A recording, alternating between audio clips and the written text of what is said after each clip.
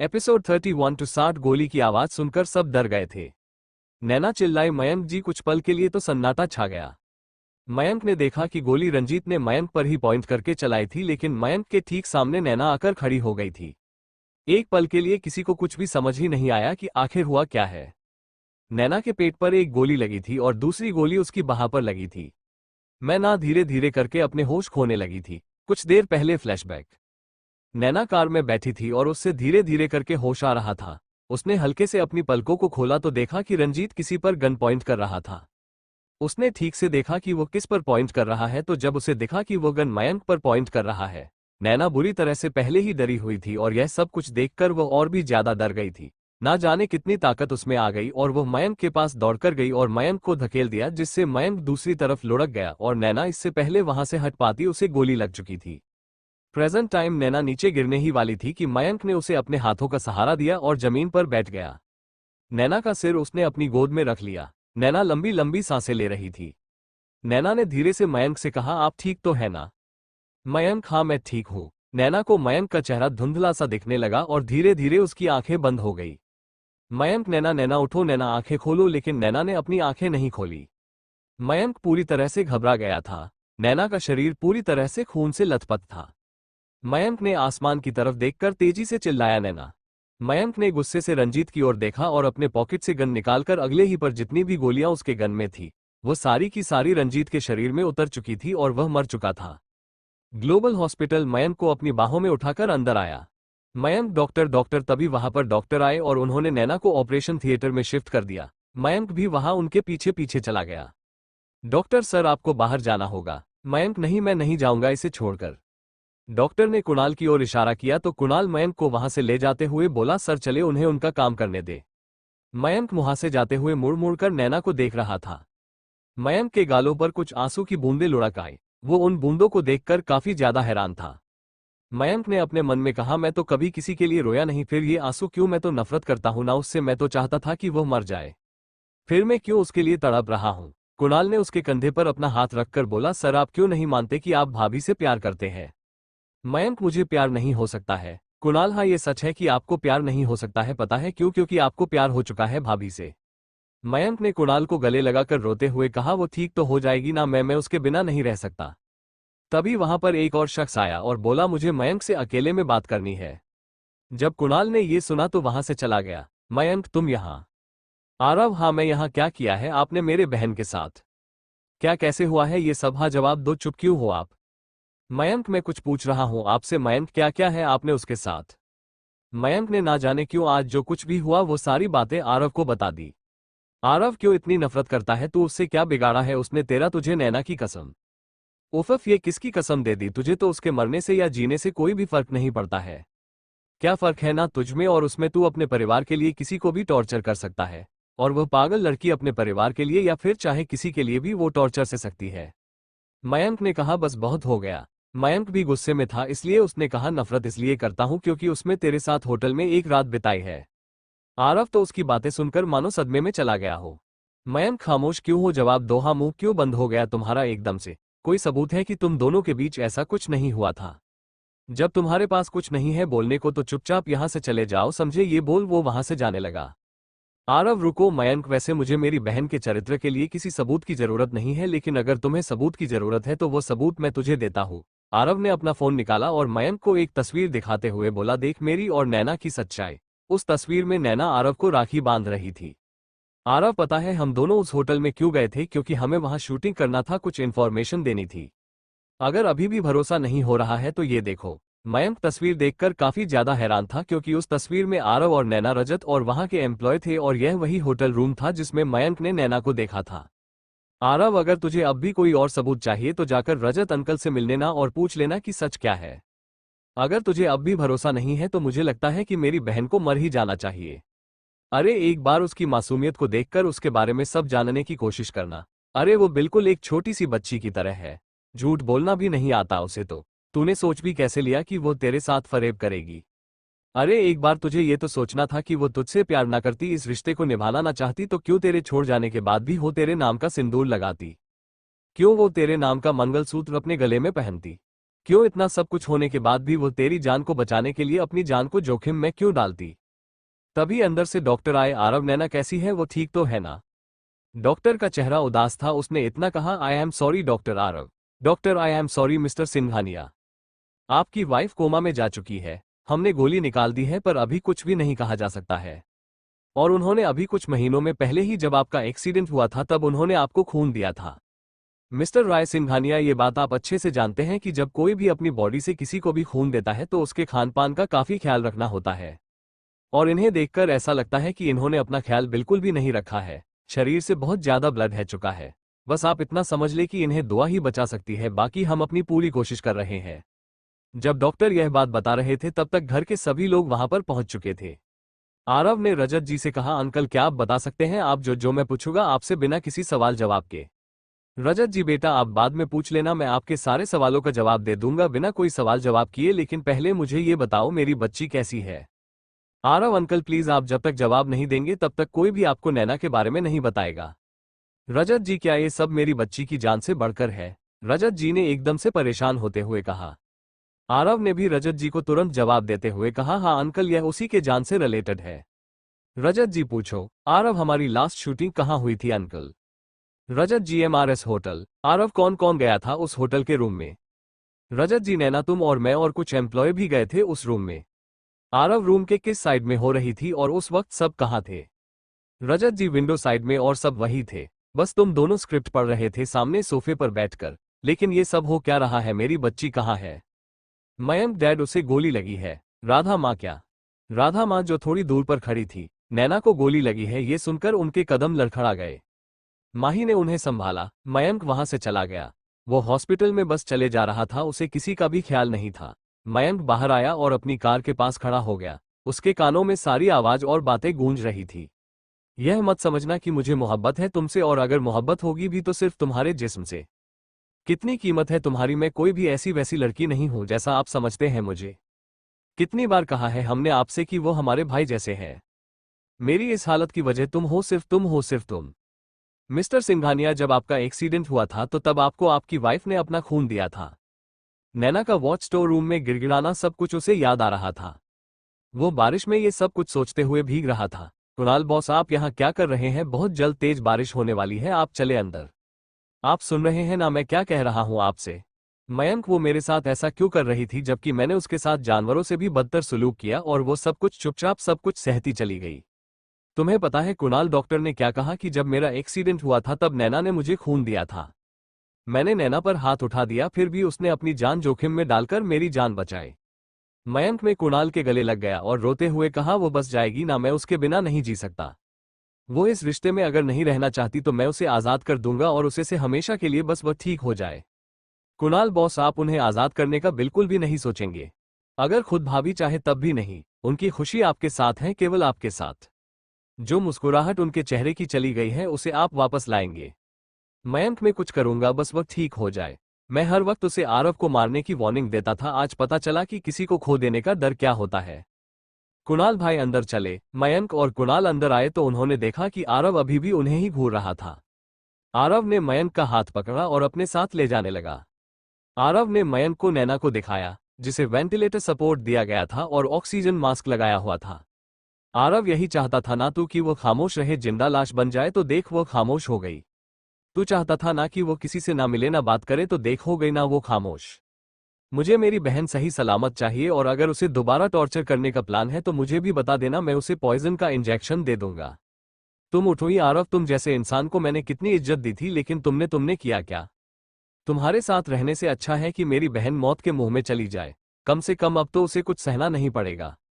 मयंक, तुम्हें जो बोलना है वो बोलो, पर मेरी बीवी के बारे में बद्दुआ मत दो। आरव, तुम कब से दुआ में विश्वास करने लगे? सुना था तुम तो नास्तिक हो। मंदिर अगर जाते भी हो तो सिर्फ अपनी फैमिली सिक्योरिटी के लिए जाते हो, या फिर केवल घूमने के लिए, दिखावा करने के लिए सबके सामने जाते हो। मेरी बहन तुम्हें बदलना चाहती थी, जिंदगी को जीने का तरीका बताना चाहते थी, पर तुमने तो उसे ही बदल डाला। तुम जीत गए मयंक राय सिंघानिया और वो हार गई। वैसे उसके बर्थडे वाले दिन भी तुम इतना अच्छा थप्पड़ वाला गिफ्ट दोगे पता नहीं था। कम से कम आज के दिन तो बख्श देता तू नैना को, लेकिन नहीं। मयंक, आज उसका जन्मदिन है। क्या मुझे नहीं पता था आज उसका जन्मदिन है? वरना मैं सब कुछ भी नहीं करता। मुझे तो क्या घर में भी किसी को नहीं पता कि आज उसका जन्मदिन है। आरव क्यों, उसने बताया नहीं था क्या? बताते भी कैसे, तुमने कभी उसे वक्त ही नहीं दिया होगा खुद के बारे में कुछ बताने का। मैं चाहता हूं कि तुम मंदिर जाओ, पर दिखावा करने के लिए नहीं, अपनी पत्नी की सलामती के लिए। मैं डॉक्टर हूं, मेरा काम है लोगों को दर्द से आजाद करना, पर अफसोस मेरी बहन को मेरी वजह से इतना सब कुछ झेलना पड़ा। और हाँ, इसे रिक्वेस्ट समझो या वार्निंग समझो, मुझे मेरी बहन चाहिए तो मतलब चाहिए। आरव ये बोल वहां से चला गया। कुणाल बॉस, आज भाभी का बर्थडे है और उन्होंने किसी को नहीं बताया, जबकि उन्हें सबके स्पेशल डेज पता होते हैं। तभी राधा माँ रोते हुए वहां पर आए। राधा माँ, मयंक क्या हुआ है मेरी बच्ची को? वो कुछ बोल क्यों नहीं रही है? हर वक्त उसके लिए, हम सबके लिए इतनी सिक्योरिटी रहती है, आज कहाँ गई थी तेरी सिक्योरिटी? हाँ बोले आप। क्यों आप अकेले बिना किसी सिक्योरिटी के नैना को घर से बाहर लेकर गए? खामोश क्यों है आप? जवाब दीजिए, कुछ पूछ रही हूं आपसे। राधा माँ ये सब बोलते हुए वही घुटनों के बल बैठकर रोने लगी। मयंक ने राधा माँ को उठाने के लिए जैसे ही हाथ बढ़ाया तो उन्होंने हाथ झटक दिया और मयंक से गुस्से में बोली, मुझे मेरी बच्ची वापस चाहिए, समझ आए बात तुम्हें? वो माही के पास गया तो उसने भी मुंह फेर लिया और बोली, भाई आप ऐसा कैसे कर सकते हो भाभी के साथ? मुझे भी मेरी भाभी सही सलामत वापस चाहिए। रजत जी भी गुस्से में वहां से चले गए। आज मयंक परिवार के होते भी खुद को अकेला महसूस कर रहा था। मयंक मंदिर गया और दुर्गा माँ की मूर्ति के सामने हाथ जोड़कर खड़ा हो गया और बोला, माना कि मैं आप पर भरोसा नहीं करता, लेकिन अंदर जो हॉस्पिटल में जिंदगी और मौत से लड़ रही है वो आपको बहुत मानती है। मुझे वो सलामत चाहिए माँ, आपसे कोई भी मेरे साथ में नहीं है आज, और मैं अकेला हो गया हूँ बहुत ज्यादा। मुझे मेरी नैना वापस चाहिए जैसे वो पहले थी। इस बार कुछ ऐसा मत करिएगा कि मैं आप पर भरोसा करने से पहले ही मेरा भरोसा आप पर से ही उठ जाए। मयंक ये सब बोलते हुए वहीं मंदिर में बनी माता रानी की मूर्ति के सामने घुटनों के बल बैठकर रोने लगा। थोड़ी देर बाद जब वो संभल गया तो उठकर वहां से हॉस्पिटल के लिए निकल गया। मयंक ने हॉस्पिटल में जाकर देखा तो 2-3 नर्स इधर से उधर भाग रही थी, मानो वहां पर अफरा तफरी मच गई हो एकदम से। डॉक्टर दौड़ते हुए नैना के पास जा रहे थे। मयंक ने एक डॉक्टर को रोकते हुए पूछा, क्या हुआ है डॉक्टर, आप ऐसे कैसे भाग रहे हैं? कुछ बात हुई है क्या, बताइए। डॉक्टर, मिस्टर राय सिंघानिया, आपकी वाइफ इस समय काफी सीरियस है, उनकी कंडीशन बहुत ज्यादा क्रिटिकल हो गई है। डॉक्टर मयंक से ये सब बोलकर अंदर चले गए। मयंक ने डॉक्टर की बातें सुनकर दरवाजे पर बने होल से उसे देखा कि नैना लंबी लंबी सांसें ले रही थी। वो बहुत दर्द से छटपटा रही थी। ये सब देखकर मयंक की आंखों में जो आंसू थे वो उसने किसी तरह से रोके हुए थे, वो ये सब देखकर उसकी आंखों से बहने लगे। 15 डेज के बाद मयंक अपने रूम में बैठा कुछ काम कर रहा था। उसने पास में रखा चाय का कप जैसे मुंह से लगाया तो देखा कि चाय ठंडी हो चुकी थी। मयंक, सर्वेंट सर्वेंट, मारिया ये सर। मयंक, ये चाय। मारिया, सॉरी सर, वो आपके लिए मैम चाय बनाती थी तो हमारी आदत, सॉरी सर, मैं दोबारा ले आती हूँ। मयंक ने जैसे ही नैना का नाम सुना तो उसके चेहरे पर एक छोटी सी प्यारी सी स्माइल आ गई। मयंक, क्या बोल रही थी तुम, बताओ दोबारा जरा। मारिया, यही कि सर की मैं दूसरी। मयंक, नहीं, चाय के बारे में नहीं, तुम कुछ नैना के बारे में बोल रही थी, पूरी बात बताओ जरा। मारिया, सर वो नैना मैम ही आपके लिए हमेशा से चाय बनाती थी, आपको उन्हीं के हाथों की बनी चाय पीना पसंद था, तो इसलिए आज हमने डरते डरते आपके लिए चाय बनाई है सर। मारिया ये सब बोलकर वहां से चाय लेकर जाने लगी तो मयंक ने उससे दोबारा पूछा, एक बात बताओ, नैना की चाय कभी ठंडी क्यों नहीं होती थी?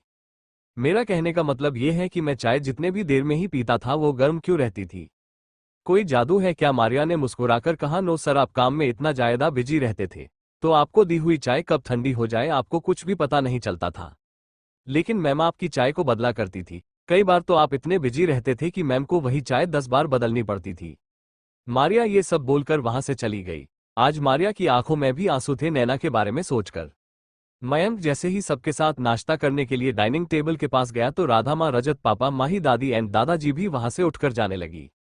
मयंक जब ये सब देखता है तो बोलता है, आप लोग मत जाइए यहां से, मैं खुद ही चला जाता हूं। Global hospital doctor mister Singhania, हमने अपनी तरफ से पूरी कोशिश की है, पर हमें नहीं लगता है कि अब हम कुछ भी कर पाएंगे आपकी वाइफ के केस में। आप चाहे तो उनसे आखिरी बार मिल सकते हैं। मयंक डॉक्टर के केबिन में से निकलकर नैना के पास गया और उसके बिस्तर के पास कुर्सी लगाकर बैठ गया। इस वक्त उस रूम में केवल नैना और मयंक थे। मयंक ने नैना के चेहरे को देखा जिसका एक तरफ का गाल उस थप्पड़ की वजह से सूज गया था, उसके हाथ पर जलने के निशान थे, उसकी कलाई पर भी झक्कम के निशान थे, क्योंकि मयंक उसके हाथों को इतनी बेरहमी से पकड़ता था कि उसके हाथ पर झक्म के निशान हो जाते थे।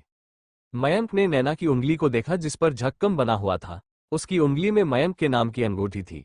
अंगूठी बहुत ही ज्यादा टाइट थी, फिर भी नैना ने मयंक के डर से उस अंगूठी को निकाला नहीं था। मयंक ने नैना के हाथों को अपने हाथों में लेकर कहा, नैना तुम्हें पता है डॉक्टर ने क्या कहा? उसने कहा कि मैं तुमसे आखिरी बार मिल लूं। तुम मुझे छोड़कर नहीं जा सकती हो, ये मेरा ऑर्डर है। मैंने तुम्हें कभी भी खुद से मनमानी नहीं करने दी, तो तुमने सोच भी कैसे लिया ये सब कि मैं आज भी तुम्हें मनमानी करने दे सकता हूँ? तुम उठोई और जरूर उठोई। तुम उठोई न क्यों, तुम हर बार मेरी केयर करती थी। अब मुझे तुम्हारी केयर की आदत हो गई है। अब चलो तुम जल्दी से उठ जाओ, मैं तुम्हें इतना ज्यादा भी नहीं डराता था जितना तुम मुझे डरा रही हो। मुझे बहुत ज्यादा डर लग रहा है नैना, सब मुझसे रूठ गए हैं नैना, कोई भी मुझसे बात नहीं करता है। मयंक ये सब बोलते हुए वहीं बैठा बैठा रोने लगा था। उसके आंखों की बूंदें जैसे ही नैना के हाथ पर गिरी तो नैना ने अपने हाथ की धीरे से अपनी उंगली हिलाई। अचानक से नैना ने एक लंबी सांस ली और उसे हिचकी आ गई। मयंक ने जैसे ही नैना को होश में आता हुआ देखा तो उसने तुरंत डॉक्टर को बुलाया। डॉक्टर ने वहां पर आकर नैना को चेक किया तो मयंक को बाहर जाने को कहा। कुछ देर बाद डॉक्टर, इट्स मिरेकल मयंक राय सिंघानिया, लगता है भगवान ने आपकी सुन ली है, वरना हमने तो मिसेज सिंघानिया की ठीक होने की आशा ही छोड़ दी थी। मयंक ने डॉक्टर के मन से जब ये सुना कि नैना को होश आ गया है, वो इतना ज्यादा खुश हो गया है कि उसने जल्दी जल्दी में डॉक्टर को ही गले लगा लिया। मयंक, मैं मिल सकता हूँ मिसेज सिंघानिया से? डॉक्टर जी हाँ, आप मिल सकते हैं मिस्टर सिंघानिया अपनी वाइफ से। मयंक ने जब ये सुना तो डॉक्टर के मुंह से तो वो जल्दी से अंदर चला गया। खुशी से मयंक की सांसें तेज तेज चल रही थी। नैना ने अपनी आंखों को धीरे से खोला और अपने एक हाथ से साइड रखे पानी के गिलास को ढूंढने लगी। मयंक, क्या तुम्हें पानी पीना है? नैना ने जब मयंक से सुना तो उसने अपना सिर हाँ में हिला दिया। मयंक ने उसे सहारा देकर बिठाया और ऑक्सीजन मास्क को निकालकर पानी पिलाया। मयंक, कुछ खाना है तुम्हें? नैना ने मयंक की बात सुनकर न में अपना सिर हिला दिया। मयंक ने नैना की बात सुनकर हाँ में अपना सिर हिलाया और उसे ऑक्सीजन मास्क लगाकर ठीक से बेड पर लिटा दिया। नैना ने अपने कैप्ते हाथों को उठाया और मयंक के माथे पर रखकर तबीयत चेक करने लगी। नैना ने जब ये देखा कि मयंक बिल्कुल ठीक है तो वह मन ही मन सोच रही थी कि मयंक की तबीयत तो बिल्कुल ठीक है, उसने कभी भी मेरा ख्याल तो नहीं रखा। अचानक से नैना का शरीर डर से कांपने लगा, मानो जैसे वो मयंक से डर रही हो। मयंक ने जब नैना को डरते हुए देखा तो बोला, नैना तुम डरो मत, इट्स ओवर नाउ। जब तक मयंक अपनी बात पूरी कर पाता तब तक वह देखता है कि नैना बेहोश हो चुकी है। डॉक्टर, मिस्टर सिंघानिया, डरने की कोई बात नहीं है, बस इनका थोड़ा बीपी लो हो गया है, डोंट वरी। लेकिन मयंक था जो अभी भी बेचैन था कि क्या वो नैना के अंदर से अपने लिए इस डर को खत्म कर पाएगा। डॉक्टर, मिस्टर सिंघानिया, होश तो आ गया है पर इनकी हालत पहले जैसी ही है। आपको इनकी बहुत ज्यादा केयर करनी होगी, इनके पास हमेशा कोई ना कोई होना चाहिए। आप इन्हें अकेले नहीं छोड़ है सकते बिल्कुल भी। मयंक, ओके डॉक्टर, मैं सब चीजों का ध्यान रखूंगा एंड थैंक्स उसे बचाने के लिए। डॉक्टर, मिस्टर सिंघानिया, ये तो हमारा फर्ज है, तो इसमें थैंक्स की तो कोई बात ही नहीं है।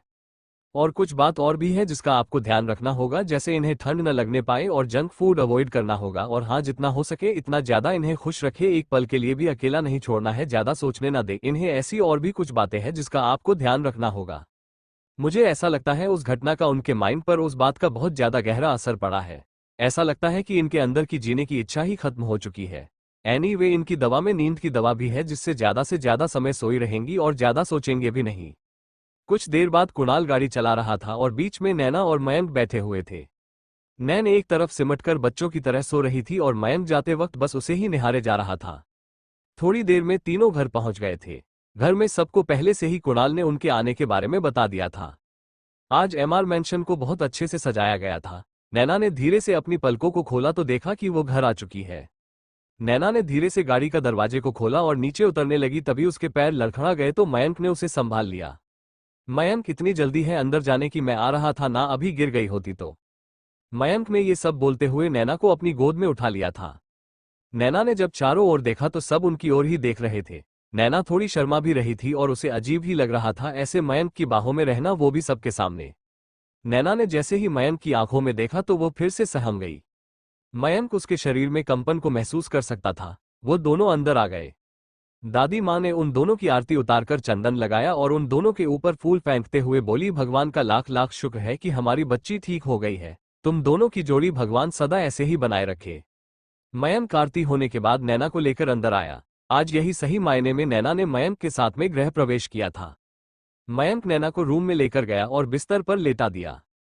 आज सब नैना के रूम में ही थे। थोड़ी देर नैना के पास बैठने के बाद सब चले गए तो नैना बिस्तर पर से उतरने लगी। मयंक ने जब नैना को बिस्तर पर से उठते हुए देखा तो बोला, कहाँ जा रही हो, कुछ चाहिए क्या? नैना नहीं, वो बालकनी में जा रही थी। मयंक ने जब ये सुना तो बोला, तुम अब से यहीं रहोगी, बालकनी में जाने की जरूरत नहीं है। मयंक ने ये सब बोलकर उसे वापस से बिस्तर पर लेटा दिया। नैना, अब आपको ये सब करने की जरूरत नहीं है, सब गए, कोई नहीं है ये पर, आपको कोई नहीं देखा यहाँ पर। मयंक उसकी इस बात पर थोड़ा उदास हो गया। वो सोच रहा था कि वो जो कुछ भी कर रहा है सबको दिखाने के लिए कर रहा है। नैना ये सोच रही है उसके बारे में, और वो सोचती भी क्यों न, अब तक मयंक ने दिखावे के सिवा किया ही क्या था। मयंक, मैं कोई दिखावा नहीं कर रहा हूं, तुम यहीं रहोगी और लो ये दवा खा लो, उसके बाद आराम करो। मयंक ने नैना को पहले दबा दी और फिर उसे पानी पिलाया। नैना हैरान थी, वो बार बार अपनी गर्दन उचकाकर ये देखने की कोशिश कर रही थी कि कहीं मयंक के सिर पर कहीं चोट तो नहीं आ गई है जो वो इस तरह की हरकतें कर रहा है। मयंक जैसे ही नैना को लिटाने के लिए आगे बढ़ा तो नैना ने अपना हाथ आगे कर उसे वहीं रोक दिया जहां वो खड़ा था। मयंक भी तुरंत वहीं रुक गया और अपने दोनों हाथ आपस में बांधकर खड़ा हो गया। नैना लेटने की कोशिश कर रही थी पर उसका शरीर अभी भी ठीक तरीके से काम नहीं कर पा रहा था। मयंक ने जैसे ही उसकी मदद के लिए अपने हाथों को बढ़ाया तो नैना ने अपने दोनों हाथों से अपने चेहरे को छिपा लिया। नैना नहीं, मयंक जी। नैना को लगा कि मयंक उस पर हाथ उठाने जा रहा है, इसलिए वो और भी ज्यादा डर गई। मयंक, रिलैक्स नैना, मैं कुछ नहीं करूंगा तुम्हें, मैं तो बस तुम्हारी हेल्प कर रहा था। लेकिन नैना का शरीर अभी भी डर से कांप रहा था। मयंक ने जैसे ही आगे बढ़कर नैना के कंधे को छुआ तो देखा तो नैना एकदम से उसके सीने पर लुढ़क गई। मयंक ने नैना के चेहरे को देखा तो सो चुकी थी नींद की गोलियों की वजह से। मयंक ने नैना को ठीक से सुला दिया और कमरे से बाहर आ गया। कुणाल बॉस, ये भाभी माँ की दवाई। मयंक ने दवा लेते हुए कहा, गजब, मतलब कि तुम बचपन से मेरे साथ रहते हो। मैंने तुमसे कितनी बार कहा है कि मुझे भाई कहा करो, लेकिन तुमने मुझे कभी जल्दी से भाई कहा ही नहीं, और आज एकदम से नैना को भाभी ही नहीं भाभी माँ कहने लगे हो। मतलब कि हम कुछ नहीं लगते हैं तुम्हारे जो तुमने नैना को भाभी माँ और मुझे पहुंच कर रहे हो। Kunal, sorry boss. मयंक ने फिर से उसे घूर कर देखा तो कुणाल ने जल्दी से कहा, मतलब कि भाई अब भाभी माँ है ही ऐसी कि उन्हें मैम कहने का दिल ही नहीं करता है। मयंक, अच्छा जी, और मैं कैसा हूँ खूनकर शेर? कुणाल जी, बॉस वो मेरे कहने का मतलब है कि ऐसा कुछ भी नहीं है भाई। मयंक, ओके, जो काम मैंने तुम्हें बोला था करने के लिए वो हुआ या नहीं? कुणाल भाई, आप सच में, मेरा मतलब है कि आप ना जाने कितने सालों से उस जगह पर जाते हैं, वहां जाकर आप पियानो बजाते हैं, और यह बात भी आप अच्छी तरह जानते हैं कि जब आप पियानो बजाते हैं तो अपने पुराने वक्त को याद करते हैं, तो फिर आप उस जगह पर चेंज क्यों कराना चाहते हैं?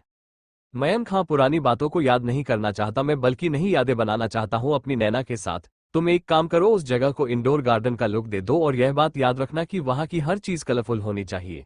दीवारों पर से ब्लैक कलर की पेंटिंग हटवा कर उसे भी कलरफुल कर दो। कुणाल जी, भाई हो जाएगा, ये बोलकर वो वहां से चला जाता है।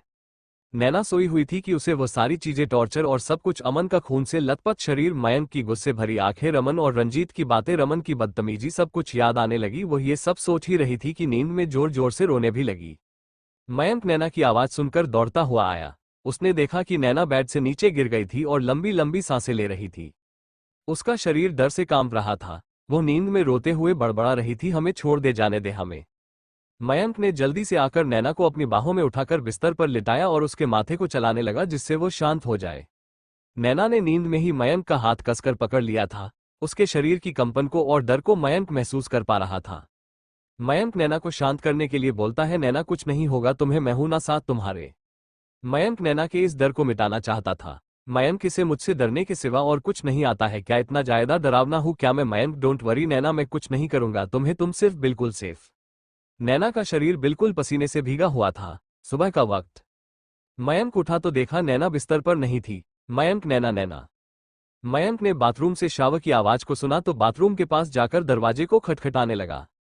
मयंक, नैना, नैना, क्या तुम अंदर हो? लेकिन अंदर से कोई भी आवाज नहीं आई। मयंक ने किसी तरह से दरवाजा खोला और अंदर गया। मयंक जब बाथरूम के अंदर गया तो उसने देखा कि नैना नीचे बैठी हुई कांप रही थी। उसके कपड़े पूरी तरह से भीगे हुए थे। वो बाथरूम के एक कोने में सिमटकर बैठी थी।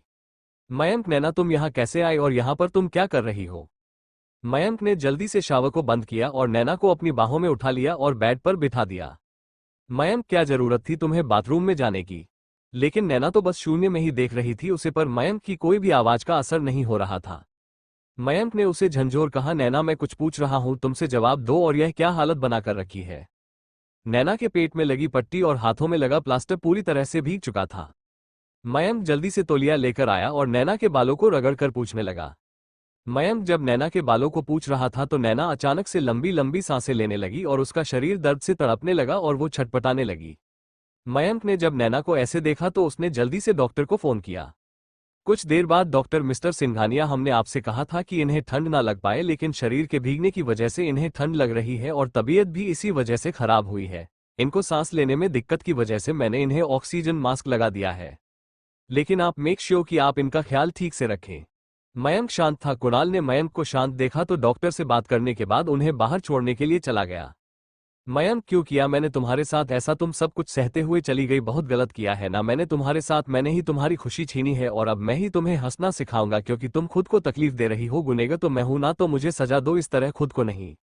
नैना उसी तरह बेहोश सी बैंड पर सोई हुई थी। कुछ देर बाद मयंक अपने शर्ट की बाजू को फोल्ड करते हुए किचन की तरह आवाज देते हुए कहा, नैना मेरी कॉफी।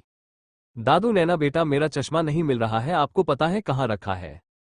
दादी, नैना बेटा मेरी चाय कहाँ है? नैना, रजत जी, नैना बेटा मेरी फाइल नहीं मिल रही है। राधा माँ, नैना बेटा मेरी चाय। माही भाभी, आपको पता है क्या मेरी बुक? सब ये कहते हुए रुक गए और मारिया हैरान परेशान सी खड़ी थी। अचानक से सब उदास हो गए। राधा माँ, 16 दिन हो गए हैं, हम सब रोज की तरह किचन में पहुंच जाते हैं और मिलती है हमें मारिया। दादी माँ, उदास मत हो बहू, वो जल्दी ही ठीक हो करके किचन में आएगी और हम सब की फरमाइश पूरी करेगी। माही, चलिए सब कुछ ठीक है। माना हमें किसी की भी आदत लग सकती है, पर यहाँ कोई और भी है जो कुछ दिन पहले ही कहते थे कि मुझे किसी की आदत नहीं लग सकती, वह भी दीवानगी में किचन तक चले आए। सबका इशारा मयंक की तरफ था। मयंक कुछ आगे कहता कि तभी सब मुंह फेर कर चले गए। अगला दिन नैना अपने रूम में सोई हुई थी और उसके पास राधा माँ बैठी हुई उसे ही देख रही थी। राधा माँ, बेटा आई एम सॉरी, हम सबको खुश रखते रखते आप अपनी खुशी भूल जाएगी, यह सब नहीं पता था हमें। I am sorry. राधा माँ की आंखों में इस वक्त आंसू थे। माही ने अंदर आते हुए कहा, माँ आप चले और आराम करें, भाभी अगर आपको यह उदास चेहरा देखेगी तो परेशान हो जाएगी। राधा माँ जाने लगी तो तभी नैना ने उनके हाथों को पकड़ लिया और धीरे से पलकों को खोलकर कहा, माँ। राधा माँ, अरे बेटा आपने ऑक्सीजन मास्क क्यों निकाला, लगाए इसे। नैना ने एक लंबी सांस ली और कहा, मैं ठीक हूँ, डोंट वरी अबाउट मी। आप उनसे नाराज है क्या? राधा माँ, अब उन्होंने काम ही ऐसा किया था कि नाराज होना पड़ा, क्या जरूरत थी उन्हें बिना सिक्योरिटी के आपको बाहर लेकर जाने की? एंड आई एम सॉरी, हम भी कुछ नहीं कर पाए। सती सावित्री वाले सतयुग तो कब के चले गए, लेकिन पहली बार किसी पत्नी का ऐसा पतिव्रता धर्म देखा है कि पति की जान बचाने के लिए खुद की जान खतरे में डाले, वरना कई पत्नियां तो बस।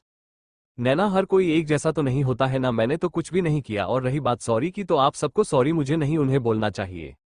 उनके लिए उनका सब कुछ आप सब हैं, उनकी फैमिली है। जिस वक्त उन्हें आप सबके सपोर्ट की जरूरत थी आप सब नहीं थे, लेकिन जब इस फैमिली के किसी भी मेंबर को उनकी जरूरत होती है ना तो वह साथ होते हैं।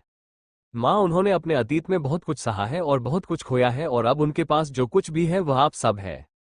सोचिए कितनी तकलीफ होती होगी उन्हें उस पुराने वक्त को याद करके। उनके जीने की वजह उनकी फैमिली है, उनके लिए तो नहीं, कम से कम मेरे लिए उनसे मत रूठिए। राधा माँ, लेकिन उन्होंने भी तो गलती की है, उन्हें आपको बिना सिक्योरिटी के नहीं लेकर जाना था। नैना माँ, अगर बात बिना सिक्योरिटी के बाहर जाने की है तो मैं बता दूं कि मैंने ही उनसे बाहर अकेले जाने की जिद की थी। राधा माँ, आप बच्ची हैं, अभी आप जिद कर रही थी तो चलता है, लेकिन उन्हें आपकी बात नहीं मानी थी। नैना ने हंसकर कहा, माँ आपके सामने पापा की कभी चली है क्या? इसमें उनकी कोई गलती नहीं है, गलती मेरी है तो उनके बदले में मुझे डांट लीजिए। एंड आई एम सॉरी, मेरी वजह से आप सबको बहुत परेशानी हुई है ना। राधा माँ, लो मैं हार गई और आप जीत गई, अपने बच्चों से कौन परेशान होता है, हाँ अपना ध्यान रखिए। माही जो तब से उनकी बातें सुन रही थी उसने कहा, हो गई आप दोनों की इमोशनल की बातें। नैना, हाँ आप बताइए, आप तो अपने भैया से बहुत प्यार करती है ना, तो चाहे पूरी दुनिया रूठ जाए आप नहीं रूठ सकती है ना। माही ने उदास होकर कहा, मुझे लगता था कि मैं सबसे ज्यादा प्यार भाई से करती हूँ और किसी से भी नहीं, but I feel I am wrong. I love you so much भाभी। तो मैं भी भाई से गुस्सा हो गई, मैं बहुत डर गई थी भाभी आपको खोने के ख्याल से। माही यह सब बोलते वक्त रो दी थी। नैना, अरे अरे यह क्या कर रही हैं आप, रोइए मत माही, आप तो अपने भैया की जान है ना, फिर आप कैसे गुस्सा हो सकती हैं, गलत बात ना। माही, सॉरी भाभी। नैना, सॉरी हमें नहीं, अपने भैया कहिए। उन तीनों के अलावा कोई और भी था जो उनकी सारी बातें सुन रहा था और वो थे दरवाजे पर खड़े दोनों, मयंक और कुणाल। मयंक दरवाजे के पास हक्का बक्का खड़ा था। मयंक, कुणाल कोई इतना अच्छा कैसे हो सकता है, मैंने उसके साथ इतना बुरा सलूक किया, यहाँ तक कि हाथ भी उठा दिया, उसने मेरी जान ही केवल नहीं बचाई बल्कि मेरी गलतियों पर पर्दा डाल रही है कि सब मुझे नहीं उसे गलत समझे। कुणाल भाई, अब तो आपको समझ जाना चाहिए कि हर कोई एक जैसा नहीं होता है। मयंक, मेरे पास केवल पछताने के सिवा और कोई चारा ही नहीं है। आज मयंक और कुणाल दोनों की ही आंखों में आंसू थे। कुछ देर बात करने के बाद राधा माँ और माही भी वहां से चले गए। रात का वक्त मयंक सोफे पर सो रहा था। मयंक की नींद अचानक से खुली तो उसने देखा कि नैना बिस्तर पर नहीं थी। मयंक ने देखा कि नैना बाथरूम से निकल रही थी। नैना दरवाजे को पकड़कर खड़ी थी। कमजोरी की वजह से उसके कदम आगे बढ़ ही नहीं पा रहे थे, उसे खड़े होने में भी बहुत ज्यादा तकलीफ हो रही थी। उसने एक बार और कोशिश की अपने कदम बढ़ाने के लिए, पर वो लड़खड़ा कर नीचे गिरने ही वाली थी कि मयंक ने उसे दौड़कर पकड़ लिया। मयंक, पागल हो गई हो क्या, अकेले क्या जरूरत थी?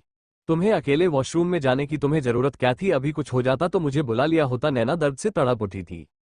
मयंक ने उसे संभालकर अपनी गोद में उठाया और बिस्तर पर बैठा दिया। मयंक ने जैसे ही नैना की तरफ अपना हाथ बढ़ाया तो नैना ने अपना चेहरा दूसरी तरफ घुमा लिया। मयंक, नैना, मैं तुम्हें तुम्हारी मर्जी के बिना तुम्हें हाथ भी नहीं लगाऊंगा जब तक कि तुम मेरे पास खुद से नहीं आओगी। नैना ने कुछ भी नहीं कहा। मयंक वापस जाकर सो गया। नैना बार बार लिखने की कोशिश कर रही थी पर उसे बहुत ज्यादा तकलीफ हो रही थी। किसी तरह से वो लेटी और सो गई। सुबह का वक्त मयंक एक बार भी नैना के पास नहीं गया था। 2 दिन बीत गए। मयंक ने नैना की ओर ध्यान ही नहीं दिया। वो गुस्सा नैना से नहीं था, खुद से था कि वो कभी किसी का ख्याल ही नहीं रख सकता है।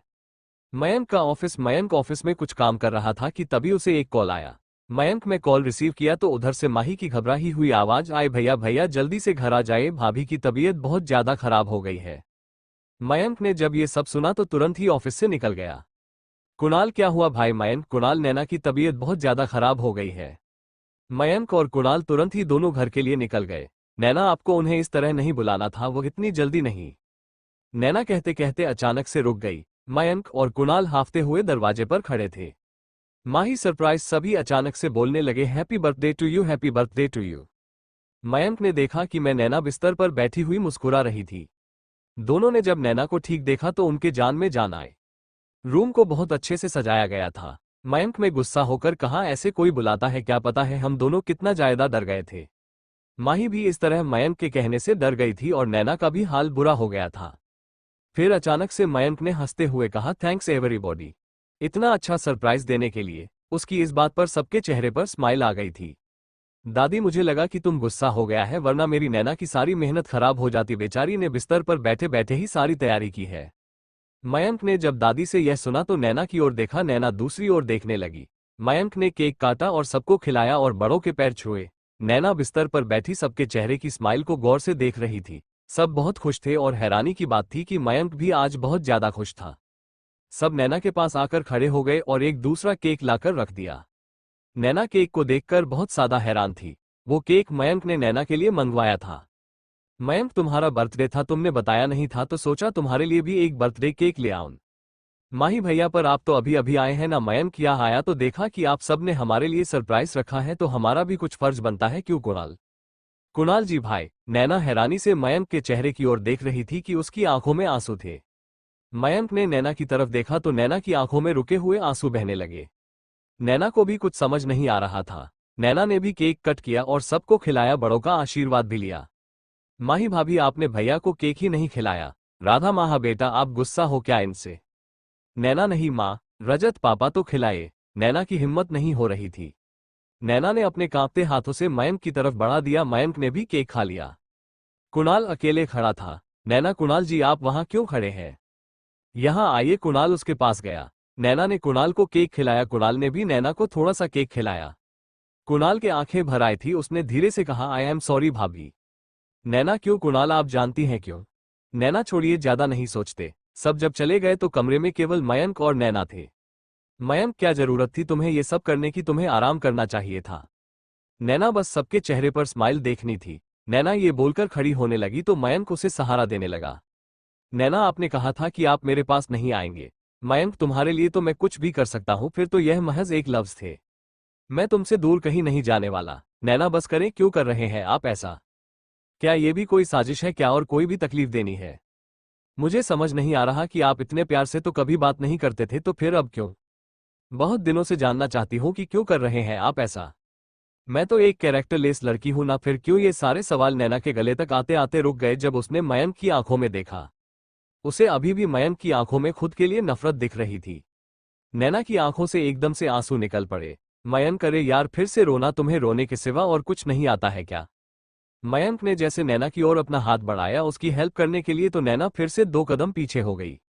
मयंक, क्या हो गया? मयंक ये सब कहते हुए रुक गया। जब उसने नैना की पेट की ओर देखा तो नैना अपना पेट को पकड़कर खड़ी थी। उसके पेट से खून रिसकर उसके कपड़ों और हाथों को भिगो रहा था।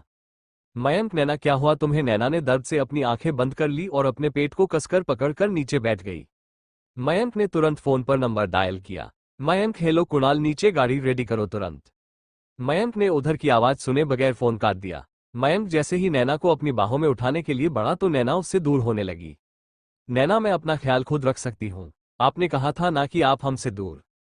मयंक ने उसे जबरदस्ती उठाते हुए उसकी बात बीच में ही काटते हुए बोला, चुप, एकदम चुप। देख रहा हूं कितने अच्छे से ख्याल रख रही हो अपना। मयंक के नैना के चेहरे की ओर देखा तो नैना का चेहरा एक तरफ लटका हुआ था। मयंक, नैना, नैना होश में आओ, आंखें खोलो। नैना, नैना तुम हिम्मत नहीं हारोगी, कुछ नहीं होगा तुम्हें, मैं कुछ भी नहीं होने दूंगा तुम्हें। मयंक नैना को जल्दी से अस्पताल लाया। मयंक नैना को अपनी बाहों में उठाकर दौड़ रहा था और नैना की साड़ी फर्श को बुहार रही थी। नैना का एक हाथ लटका हुआ था जो कि खून से भीगा हुआ था। नैना के सारे बाल भी नीचे की तरफ लटक रहे थे। अस्पताल में मौजूद सभी की नजरें उन दोनों पर रुक गई। कुछ देर बाद डॉक्टर नैना के रूम से जैसे ही निकले, मयंक ने उन पर अपने सवालों की झड़ी लगा दी। मयंक, डॉक्टर कैसी है वो, अब मैं मिल सकता हूं उससे? डॉक्टर, मिस्टर सिंघानिया, आपकी वाइफ पेट के बल पर शायद गिर गई थी, वह भी आज नहीं, शायद 2 या 3 दिन पहले, और जख्म ताज़ा होने की वजह से खून बहने लगा। मुझे तो समझ ही नहीं आ रहा है कि उन्होंने इतना दर्द सह कैसे होगा। उन्हें प्लीज झुकने या फिर ज्यादा टाइम तक बैठने और खड़े तो बिल्कुल भी मत होने दीजिएगा, वरना वे दोबारा कोमा में जा सकती है। मयंक, ओके डॉक्टर, मैं ख्याल रखूंगा। डॉक्टर के जाते ही मयंक का चेहरा गुस्से से लाल हो गया, जैसे उसकी आंखों में खून उतर आया हो। मयंक ने दांत पीसते हुए कहा, नैना छोड़ूंगा तो नहीं मैं तुम्हें, तुम चाहे जो कुछ भी कर लो। शाम का वक्त मयंक रूम में आ रहा था, तभी मयंक ने देखा कि नैना उठकर बैठने की कोशिश कर रही थी। नैना अपने हाथों के बल पर जैसे बैठने की कोशिश करती, वह जैसे थोड़े ऊपर उठती तो फिर से नीचे बिस्तर पर गिर जाती। नैना बार बार उठने की कोशिश करती, लेकिन हर बार वही होता। अंत में मयंक झुंझला कर उसके पास आया। मयंक, क्या जरूरत है तुम्हें बैठने की, चुपचाप सोए नहीं रह सकती, यही सोई रहो चुपचाप, समझी? नैना ने जब मयंक को गुस्से में देखा तो सहम कर उसी तरह लेट गई। मयंक ने नैना के हाथों की ओर इशारा करते हुए कहा, तुम्हें ये चोट कैसे लगी? नैना, वो पहले ही लगी थी, चोट परसों नहीं लगी है, सच में मैं तो उस दिन बिस्तर से उठी नहीं थी, सच्ची में। मयंक ने जब उसकी मासूमियत को दिखा तो बस देखता ही रह गया। मयंक ने अपने चेहरे को ऊपर उठाया और आंखों को मूंदकर खुद से ही मन में बोला, एमआर तूने की पे शक कर लिया था, इससे तो झूठ बोलना भी नहीं आता है। फिर मयंक ने सीरियस होकर कहा, तुम्हें को चोट किस दिन लगी यह तो पता चल गया, लेकिन किस जगह और कैसे लगा अब ये तुम बताओ। नैना बाथरूम में गिर गई थी। नैना की आवाज बहुत ज्यादा अटक रही थी। मयंक, क्या नस थी उसे वक्त तुम्हारे साथ? नैना, नहीं नज नहीं थी उसे वक्त मेरे साथ। मयंक, उसे तो मैं। नैना, नहीं मयंक जी, मैंने ही उसे नहीं बुलाया था, इसमें उसकी कोई गलती नहीं है। मयंक, आइंदा से मेरे बिना परमिशन के तुम बिस्तर से नहीं उठोई, और जब चोट लगी थी तो बताया क्यों नहीं मुझे, और अगर मैं घर पर नहीं था तो किसी फैमिली मेंबर को बता देती। नैना, वह आपने कहा था कि मुझे कोई भी परेशानी हो तो मैं आपसे ना कहूं, और ना ही किसी फैमिली मेंबर से, आप किसी को भी मेरी वजह से परेशान नहीं करना चाहते। मयंक, तुम मेरी पत्नी हो और मेरी पत्नी का हक है मुझसे जिद करने का, मुझसे झगड़ा करने का। तभी किसी ने डोर नॉक किया। मयंक, आ जाओ सर्वेंट सर, बाहर कोई आया है जो मैम से मिलना चाहता है। मयंक, आने दो। नैना ने जब आरव को अंदर आते देखा तो उसे बहुत ज्यादा घबराहट होने लगी। नैना ने हैरानी से मयंक की ओर देख तो मयंक मुस्कुरा रहा था। नैना को डर तो मयंक के गुस्से भरे चेहरे से भी लगता था, लेकिन उसकी मुस्कुराहट से तो उसे और भी डर लगता था। मयंक, आइए साले साहब, आरव सुना है कि आप दोनों हॉस्पिटल आए थे, सब कुछ ठीक है ना? मयंक, तुम दोनों बातें करो, मैं अभी आता हूं थोड़ी देर में। मयंक चला गया था वहां से। नैना, भैया आप यहाँ। आरव, क्यों खुश नहीं हो मुझसे मिलकर? नैना, नहीं भाई, ऐसा कुछ नहीं है। आरव, नहीं बिल्कुल ऐसा ही है, तुम तो ऐसे रिएक्ट कर रही हो जैसे मेरी जान को खतरा है यहाँ पर। नैना, नहीं नहीं आरव, वैसे पता नहीं था कि तुम मुझसे इतना झूठ बोल लगी। नैना, भैया क्या ये क्या कह रहे हैं आप? आरव, नैना, मैंने तुमसे यह उम्मीद नहीं की थी, कम से कम मुझे तो बोलो क्यों किया तुमने मेरे साथ ऐसा, क्यों छुपाया इस सच को कि मयंक और तुम्हारे बीच सब कुछ ठीक हो गया है? मुझे भी देखो सच समझ बैठा उसे, तुम्हारा झूठ को। नैना, मुझे जवाब दो। नैना, क्योंकि खतरा है आपके यहाँ पर, वो नहीं छोड़ेगा किसी को भी, वो मार देंगे सबको, आप भी चले जाए यहाँ से। आरव, मुझे तो यकीन ही नहीं होता कि तुम वह मेरी नैना हो जो कभी किसी के साथ गलत बर्दाश्त नहीं करती थी, और अब वो खुद के साथ इतनी ज्यादती बर्दाश्त कर रही है। कैसे नैना, कैसे नैना, आपको कैसे पता है ये सब? आरव, फर्क के इससे नहीं पड़ता कि मुझे कैसे पता चला, फर्क इससे पड़ता है कि तुमने मुझे क्यों नहीं बताया। तुम कैसे रहती हो इसके साथ, मतलब कि इसने हम दोनों पर शक। नैना भाई, अब यही मेरी किस्मत है और मुझे यही जिंदगी अब जीनी है, आप इन सब में ना पड़े। आरव, तुम कैसे रहोगी? नैना की आंखों से आंसू बहने लगे। नैना, जैसे पहले रहती थी, बस भाई मैं आराम करना चाहती हूँ, सोना चाहती हूँ उस नींद में जहां से मैं कभी न जागूं, मैं नहीं जीना चाहती हूँ, मरना चाहती हूँ, अब मुझ में हिम्मत नहीं है भाई, अब नहीं जीना है मुझे, काश मैं मर गई होती, क्यों बचाया भगवान जी ने मुझे, कम से कम एक बहाना तो होता है मरने का। आरव, नैना कैसी बातें कर रही हो तुम, मेरे बच्चे ऐसी बातें नहीं करते हैं मेरी जान। वो बदलेगा और जरूर बदलेगा, सिर्फ तेरे लिए बदलेगा। नैना, क्यों जीऊं मैं भाई, किसके खातिर मैं जिंदा रहूं, कोई वजह नहीं है मेरे पास जीने की।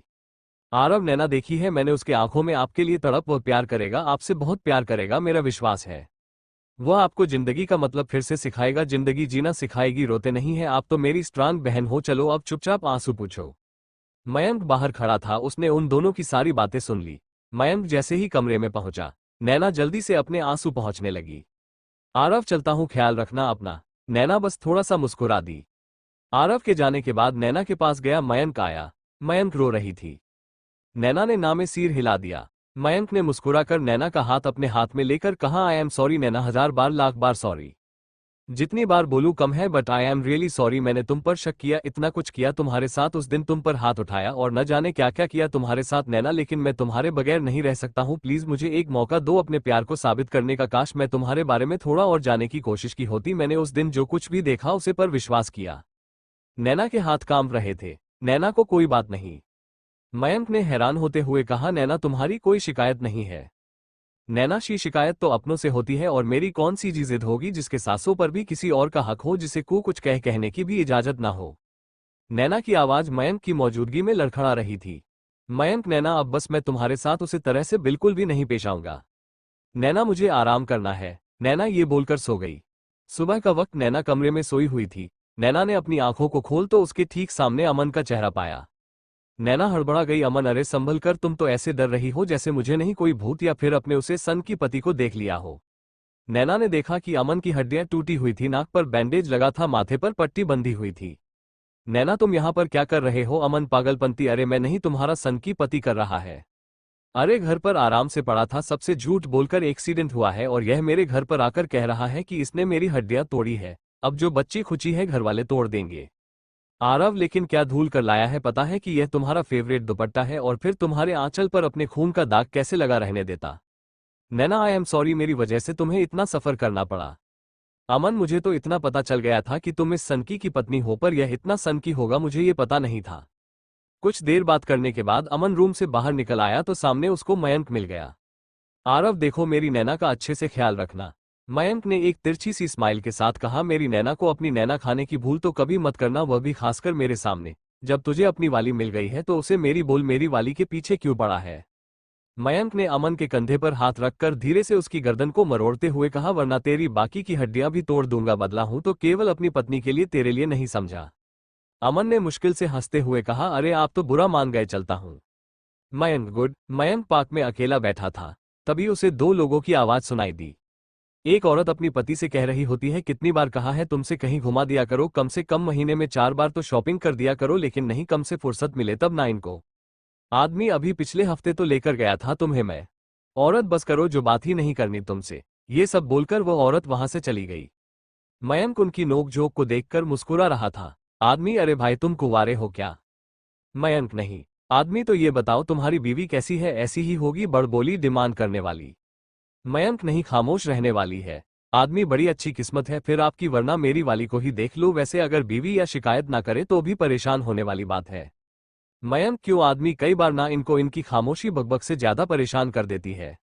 तभी पीछे से उसकी पत्नी नहीं आते हुए कहा, हाँ बिल्कुल सही कहा इन्होंने, हम औरतें बचपन से ही अपने ख्वाबों के राजकुमार के सपने देखने शुरू कर देते हैं। आदमी, और फिर आकर हमारी नाक में दम कर देती है। औरत, अच्छा जी, तभी जब मैं गुस्सा हुई थी, हाथ में गुलाब का फूल लिए मना रहे थे। फिर उसने मयंक से कहा, आपकी पत्नी से बात करिए, वरना ऐसा ना हो कि देर हो जाए। आदमी, आखिर हमसे नहीं तो और किससे जिद करेगी? हमारे लिए अपना घर परिवार छोड़कर कर आती है तो हमारा भी तो फर्ज बनता है ना। औरत, बिल्कुल नहीं। मयंक उनकी बातें को गौर से सुन रहा था। कुछ देर बाद वह औरत और वह आदमी दोनों चले गए और मयंक भी घर आ गया था। मयंक ने कमरे में देखा तो कमरे की हालत अस्त व्यस्त थी। माही पूरे बिस्तर पर कॉपी किताब फैलाकर बैठी थी और नैना उसे कुछ पढ़ा रही थी। मयंक, व्हाट द हेल, क्या है ये सब? माही ने बिना उसकी तरफ देख कहा, देख नहीं रहा है कि किताबें हैं? मयंक, तो यहाँ क्या कर रही है? इसी वक्त इसे लेकर अपने कमरे में जा, मुझे आराम करना है। माही, मैं कहीं नहीं जा रही। मयंक, नैना तुम बैठी क्यों हो? डॉक्टर ने मना किया है ना। नैना, मैं तो बस माही को पढ़ा रही थी। मयंक, अच्छा लाओ मैं भी तो देखूं मेरी बहन कितना पढ़ती है। माही का तो ये सब सुनकर ही बुरा हाल हो गया था। मयंक ने एक सवाल दिया और सॉल्व करने को कहा। माही को कुछ भी समझ नहीं आ रहा था, कभी इशारे से नैना से पूछने की कोशिश करती तो कभी सिर खुजलाती। मयंक ने माही के सिर पर एक चपत लगाते हुए कहा, 11th में पहुंच गई है और एक क्वेश्चन सॉल्व नहीं हो रहा तुझसे। कुणाल ने जब माही की हालत देखी तो हंसने लगा। माही, यही दांत क्यों दिखा रहे हैं? दम है तो खुद सॉल्व करके दिखाओ। मयंक ने फिर से चपत लगाई और कहा, दम है तो लगा कर दिखाओ। मुझे इतना चलता है, अगर उतना दिमाग चल तो आज ये हालत नहीं होती तेरी। दादी जी क्या कर रहा है? क्यों पीट रहा है बच्ची को? राधा माँ ने अंदर आते हुए कहा, आज फंस गई माही भैया के जाल में। मारिया चाय ले आए। मयंक, माँ यहाँ पर क्यों? दादी क्यों, कोई परेशानी है क्या तुझे? मयंक, नहीं, मेरा मतलब वो नहीं था। दादाजी ने अंदर आते हुए कहा, तू जब रात को बाहर 1200 बजे तक ऑफिस में से आता था तो हम सब यही नैना बिटिया के साथ चाय पीते थे। रजत जी, अरे वहां आज मैं महफिल यहाँ जमी है। नैना, कुणाल जी आप चाय नहीं पीते? कुणाल, क्यों नहीं भाभी, मैं तो पीता हूँ। कुणाल ने ये सब मयंक की और मुस्कुरा कर देखते हुए कहा। मयंक ने अपने मन ही मन कहा, पति ऑफिस से आया है, उसकी कोई फिक्र नहीं है, लेकिन देवर की बड़ी फिक्र है। इसे देखो कैसे हंस कर बात कर रही है सबसे, और जब मैं बात करता हूं तो डर कर का अपने लग जाती है। इतना डरावना तो नहीं हूं मैं। मयंक गुस्से में बालकनी में चला गया। मयंक ने बालकनी में रखे गमले के नीचे एक कागज देखा। मयंक ने जब उसे गमले को हटाया देखा कि कुछ अधजली तस्वीर और एक हॉट शेप लॉकेट था। मयंक ने लॉकेट को खोल तो उसमें नैना और उसके दोस्तों की तस्वीर थी। मयंक, ये तो मैंने उसे दिन जला दिया था। बहुत ज्यादा बुरा हूं मैं, लेकिन डोंट वरी, कोशिश कर रहा हूं अच्छा बनने की। रात हो गई थी। मयंक को लगा कि शायद अब सब लोग चले गए हैं। मयंक, क्या है ये सब? माही खाना है आज, हम सब यही खाएंगे। मयंक, लेकिन क्यों? दादाजी, अब हमारा बाहर जाने का मन ही नहीं है तो क्या करें? कुणाल ने खाते हुए कहा, भाई आपको डाइनिंग टेबल पर खाना हो तो मैं मारिया को बोलकर आपका खाना नीचे लगवा देता हूं। मयंक, आजकल कुछ ज्यादा नहीं उड़ रहे हो बेटा तुम। कुणाल, उड़ूंगा क्यों नहीं भैया, भाभी माँ का आशीर्वाद जो है मेरे साथ। मयंक ने मन में कहा, तो बोल अपनी भाभी माँ से कि थोड़ी मुझ पर भी कृपा कर दे। मुझे देखकर डर से बेहोश हो जाती है। खाना खाने के बाद भी कोई भी मयंक के रूम से जाने का नाम ही नहीं ले रहा था। आखिरकार माही को छोड़कर सब बाहर चले गए। थोड़ी देर बाद जब माही जाने लगी तो मयंक ने झुंझला कर कहा, जा कह रही है, आज ही रुक जाती, इसी रूम में सो जाती अपनी भाभी के साथ। माही, वैसे आइडिया तो बुरा नहीं आपका भैया। मयंक चुपचाप से जो अपने रूम में गुड नाइट। सब सोने चले गए, लेकिन नैना की आंख में नींद कोसों दूर थी। नैना कभी खिड़की की ओर देख रही थी तो कभी बालकनी की ओर। इतने दिन कमरे में रहते हुए वो बोर हो गई थी। मयंक से ये कहने की हिम्मत उसकी कभी नहीं हुई कि वो इस कमरे में बोर हो रही है। मयंक को अचानक से न जाने क्या हुआ, वो उठा और नैना को अपनी बाहों में उठा लिया। उसके अचानक से की गई हरकत से डर गई। नैना, ये क्या कर रहे हैं आप? उतारे हमें नीचे, देखे हम गिर जाएंगे। मयंक, मेरे होते हुए तुम्हें एक खरोच भी नहीं आ सकती है, समझी? और अगर घूमना ही था तो बता देता, मुझे खा नहीं जाता मैं तुम्हें। मयंक नैना को अपनी बाहों में उठाकर नीचे ले आया। नैना, क्या कर रहे हैं आप? छोड़े हमें, किसी ने देख लिया तो क्या सोचेगा कोई? मयंक नैना को किचन में ले आया। मयंक, ये देखो तुम्हारा किचन जहां तुम घंटों काम करती थी। मयंक एक एक करके नैना को पूरा घर घूम रहा था। नैना थी कि जिसकी जान दर से गले में अटकी थी। मयंक नैना को पूरा घर घूमने के बाद गार्डन में ले आया।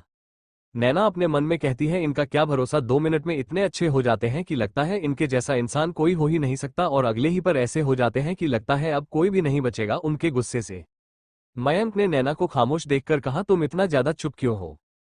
नैना ने मयंक की बात सुनने के बाद भी कुछ नहीं कहा, वो वैसी ही चुपचाप बैठी रही। मयंक, मेरे सिर पर सीन लगे हैं क्या जो इतना डर रही हो? नैना अभी भी खामोश ही बैठी रही। मयंक सच में अब नैना की खामोशी से बहुत ज्यादा परेशान हो चुका था। मयंक, नैना, मैं वो पहले वाली नैना चाहता हूं जो आश्रम में मिली थी, जिसे बिना डरे मुझ पर हाथ उठाया था और आंखों में आंखें डालकर मुझसे बहस की थी। नैना प्लीज कुछ तो बोलो, भगवान के लिए प्लीज कुछ तो बोलो। माना कि मैंने जो कुछ भी तुम्हारे साथ किया वो सब गलत था, पर अब मैं सुधारने की कोशिश कर रहा हूं ना। नैना, आप जिस नैना की बात कर रहे हैं वो तो कब की मर चुकी है, और आप अब सुधारना क्यों चाहते हैं जब आपको सुधारना चाहिए था? जब तो आपने कुछ सोचा नहीं इस बारे में, तो फिर अब क्यों? मयंक, मैं जैसा हूं तुम्हारा हूं, तुम्हें ना मुझे जैसे बनाना है वैसे बनाओ, मारो जो मन करे वो करो, चिल्लाओ झगड़ो, लेकिन प्लीज प्लीज खामोश मत रहो। नैना, मुझे अंदर ले चलिए, मुझे नींद आ रही है। मयंक, लेकिन मुझे तो कहीं भी नहीं दिख रहा तुम्हारी आंखों में नींद। नैना ने कुछ भी नहीं कहा। मयंक लगभग 1 घंटे से नैना को बगीचे में घूम रहा था। नैना को भी अब थोड़ी ताजगी महसूस हो रही थी। मयंक ने जब नैना की ओर देखा तो नैना उसके सीने से लगाकर सो रही थी। मयंक के चेहरे पर मुस्कान आ गई। मयंक उसे कमरे में लाया और बिस्तर पर सुला दिया। नैना ने मयंक के हाथों को मजबूती से पकड़ रखा था। मयंक ने हाथ नहीं छुड़ाया और वहीं नीचे बिस्तर से लगकर सो गया। 2 दिन बाद सुबह का वक्त मयंक उठा तो उसने देखा कि नैना आराम से सो रही थी। मयंक उठा और फ्रेश होकर नीचे चला गया। कुछ देर बाद नैना अब थोड़ी ठीक होने लगी थी। मैं थोड़ा थोड़ा चल फिर भी लेती थी। नैना बाथरूम में फ्रेश होने चली गई। नैना ने अंदर से कमरे में किसी की आहट सुनी तो उसे लगा कि शायद मारिया आंटी हो। नैना अपने फ्रॉक सूट की सिर्फ बंद नहीं कर पा रही थी, उसके एक हाथ में अभी भी प्लास्टर लगा हुआ था। नैना, मारिया आंटी क्या आप हैं, थोड़ी सी हेल्प करेंगे प्लीज, बाथरूम का दरवाजा खुला हुआ है, आप आ जाइए। नैना देखिए ना यह। नैना ये सब कहते कहते रुक गई। जब उसने सामने लगे मिरर में मयंक को दिखा तो वह तुरंत पीछे घूम गई। नैना, आप यहाँ पर क्या कर रहे हैं? मयंक, तुम्हें हेल्प चाहिए थी ना? नैना, नैना नहीं, आप बाहर जाइए, नैना ने सब अपना दुपट्टा ओढ़ते हुए कहा। नैना की गोरी पीठ मयंक को शीशे से साफ दिख रही थी। मयंक ने एक शरारत भरी मुस्कुराहट करते हुए कहा, स्वीटहार्ट पीछे मेरा है। जब नैना ने ये सुन तो जल्दी से दीवार से लगकर खड़ी हो गई। मयंक ने उसे अपने सामने करते हुए कहा, स्वीटहार्ट मेरी आंखें बंद है, पक्का कुछ नहीं देखूंगा। ये बोल उसने जीभ को धीरे से बंद कर दिया। मयंक के उंगलियों के स्पर्श से नैना सिहर रही थी। मयंक लो हो गया। मयंक नैना को सहारा देकर रूम में लाया और आईने के सामने बिठा दिया। नैना उठकर जाने लगी तो मयंक बोला, चुपचाप बैठो। नैना, आपको जरूरत नहीं है ये सब करने की, मैं खुद कर लूंगी। मयंक ओके। नैना एक हाथ से बालों को तौलिए से सुखाने लगी। उसने जैसे ही दूसरे हाथ से अपने बाल ठीक करने के लिए अपने हाथों को उठाया तो उसे धीरे से दर्द हुआ। नैना आया। मयंक जो अपने दोनों हाथ अपने आपस में क्रॉस करके खड़ा था और उसे ही देख रहा था। मयंक हो गई मनमानी, मिल गई दिल को तसल्ली, खुद को चोट पहुंचाकर। अब छोड़ो इसे, लाओ मुझे दो। मयंक ने जबरदस्ती नैना के हाथों से टॉवल ले लिया और मुस्कुराते हुए उसके बालों को पूछने लगा। तभी मयंक से नैना के थोड़े से बाल खींच गए। नैना आया। मयंक एकदम से बुरी तरह से डर गया। मयंक, सॉरी सॉरी, वो मैं जानबूझकर नहीं किया, गलती से हो गया। मैं डॉक्टर को फोन करूं क्या? नैना बोली, ही तो खींचे हैं, इसमें डॉक्टर आप रहने दो, मैं कर लूंगी। मयंक ने बीच में ही टोकते हुए कहा, चुपचाप बैठी रहो। नैना उसकी बात करने के अलावा और कर भी क्या सकती थी। मयंक ने नैना को मंगलसूत्र पहनाया और मांग में सिंदूर भर दिया। मयंक ने नैना के कानों में झुमका पहनते हुए कहा, किसी ने सच ही कहा है, कोशिश करने वालों की कभी हार हो नहीं होती, आखिरकार मैं तुम्हें रेडी कर ही दिया। मयंक ने नैना के गले पर काला टीका लगाते हुए कहा, वैसे तो मैं इन सब पर विश्वास नहीं करता, लेकिन तुम्हारे साथ कोई रिस्क नहीं ले सकता। मारिया ने अंदर आते हुए कहा, मैम आपका नाश्ता। मयंक ने जैसे ही नाश्ता देखा तो उसे बहुत गुस्सा आया। मयंक, सुबह सुबह आइसक्रीम तुम्हें पता है ना कि नुकसान करेगा, इसे फिर क्यों? मारिया, सॉरी सर, वो मैम जिद कर रही थी। मयंक ने नैना की ओर देखा तो नैना किसी छोटे से बच्चे की तरह से नीचे किए हुए खड़ी थी। मारिया, यस सर, इसलिए मैम कल गुस्सा हो गई थी और उन्होंने नहीं रात को खाना खाया और ना ही दवा। मयंक, मारिया जाओ और हेल्दी फूड लेकर आओ। मारिया, जी सर, मैं अभी लेकर आता हूँ। नैना, अरे मेरी आइसक्रीम। मयंक, मतलब कि यहाँ मैं परेशान हो रहा हूँ तुम्हारी हेल्थ को लेकर और तुम सिद्ध कर रही हो कि तुम्हें आइसक्रीम खानी है, और तो और कल ना तुमने दवा खाए और ना ही खाना। मारिया, सर ये तो कुछ भी नहीं है, मैम कई बार ऐसा कर चुकी है, जब हम कहते हैं कि वह भी नहीं मान है और सिर्फ अपनी करती है। मयंक, तो तुमने मुझे क्यों नहीं बताया आज तक ये सब? मारिया, सर मैम ने मना किया था। मारिया ये सब बोलकर वहां से चली गई। मयंक भी नैना के करीब आते हुए बोला, बिल्कुल बच्चों वाली हरकतें हैं तुम्हारी। अब क्या मैं तुम्हें जबरदस्ती दवा खिलाऊं और खाना खिलाऊं? आइंदा से मुझे इस बात की कोई भी शिकायत नहीं मिलनी चाहिए, समझी? नैना के माथे पर पसीने आने लगे थे। वो मन ही मन मारिया को कोसे जा रही थी।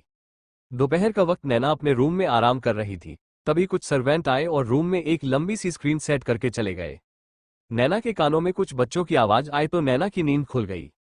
नैना ने उठकर इधर उधर देखा पर कोई भी नहीं था। कुछ बच्चे मिलकर मयंक के बाल उखाड़ रहे थे तो कुछ बच्चे उसकी टाई के साथ खेल रहे थे। एक ने तो हद कर दी थी, वह जाकर मयंक की कंधे पर चढ़कर बैठ गया। और सबसे हैरानी की बात थी कि मयंक भी उन्हें कुछ नहीं कह रहा था, बल्कि वह भी बच्चों के साथ बच्चों की तरह खेल रहा था। एक बार को तो नैना को अपनी आंखों पर भरोसा ही नहीं हुआ। उसे लगा कि जैसे वो कोई सपना देख रही हो। उसने बार बार अपनी आंखें मिली और खुद को 2-3 थप्पड़ जड़ा, तब जाकर उसे होश आया कि यह सपना नहीं हकीकत है ये सब। सभी बच्चे एक साथ बोले, नैना दीदी कैसी हो? नैना, मैं ठीक हूं, तुम सब कैसे हो?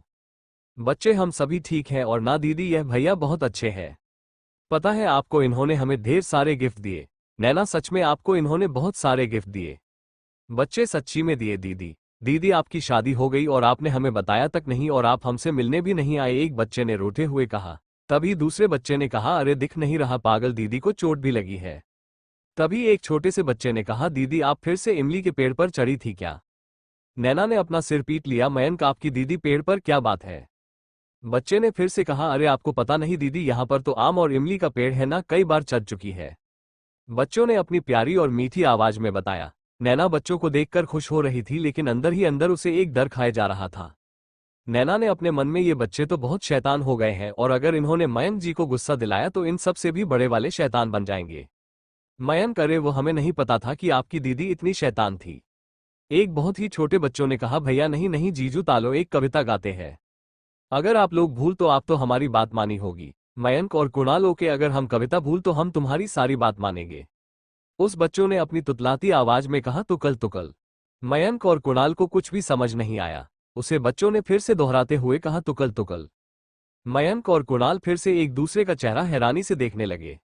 बच्चों ने मयंक की ओर देखते हुए नैना से कहा। अरे दीदी, यह किस बेवकूफ से शादी कर ली? इसको तो कोई पोयम याद ही नहीं है। सुनो, मेरी दीदी पोयम सिखाती है, सीख लेना। मयंक, ओके हम दोनों सीख लेंगे। कुणाल भाई, ये सब तो माही से भी 10 कदम आगे निकले। वैसे एक बात तो बताओ, तुकल तुकल ये कौन सी पोयम है? बच्चा, बता रहा हूं, बेवकूफ हो। मयंक ने थोड़े गुस्से में कहा। बेवकूफ किसको बोला? बच्चा, तुमको और तुम्हारे इस भाई को बोला। कुणाल, तुम्हें पता नहीं है क्या हम दोनों कौन हैं और क्या क्या कर सकते हैं? बच्चों ने भी अपनी कमर पर हाथ रखते हुए कहा। तुम लोग कौन हो मैं बताता हूं। एक नंबर के बेवकूफ, एक पोयम तो सुना नहीं पाए तो और क्या कर लोगे? नैना ने जब ये सब देखा तो अपना सिर पीट लिया। नैना अपने मन में बोली, आज तो ये छोटू नेता या तो खुद पीटेगा या फिर मुझे मरवाएगा। मयंक ने जब ये सब सुन तो बोला, तो तुम ही सुना दो अब, ये पोयम कौन सी है? बच्चों ने थोड़ा भाव खाकर इतराते हुए कहा। ठीक है, जब इतना गिड़गिड़ा ही रहे हो तो सुनता हूं। बच्चों ने कहना शुरू किया। Twinkle twinkle little star, how I wonder what you are up above the world, so high like a diamond in the sky.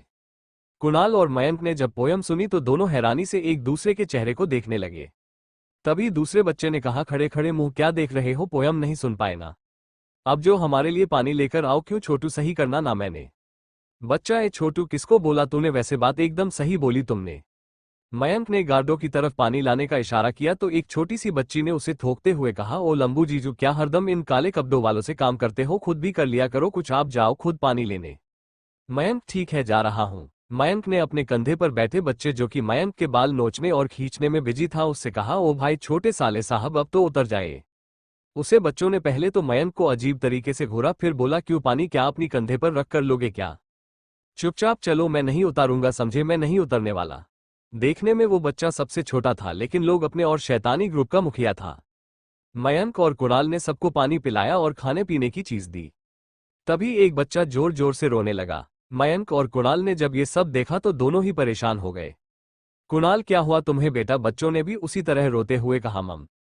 Kunal, ये मम क्या होता है? उसे बच्चों ने रोते हुए ही कुणाल को एक थप्पड़ जड़ दिया और बोला। मम नहीं जानते हो क्या? कुणाल को जब इतनी तेज का उसे बच्चों से थप्पड़ पड़ा तो उसका सर ही घूम गया।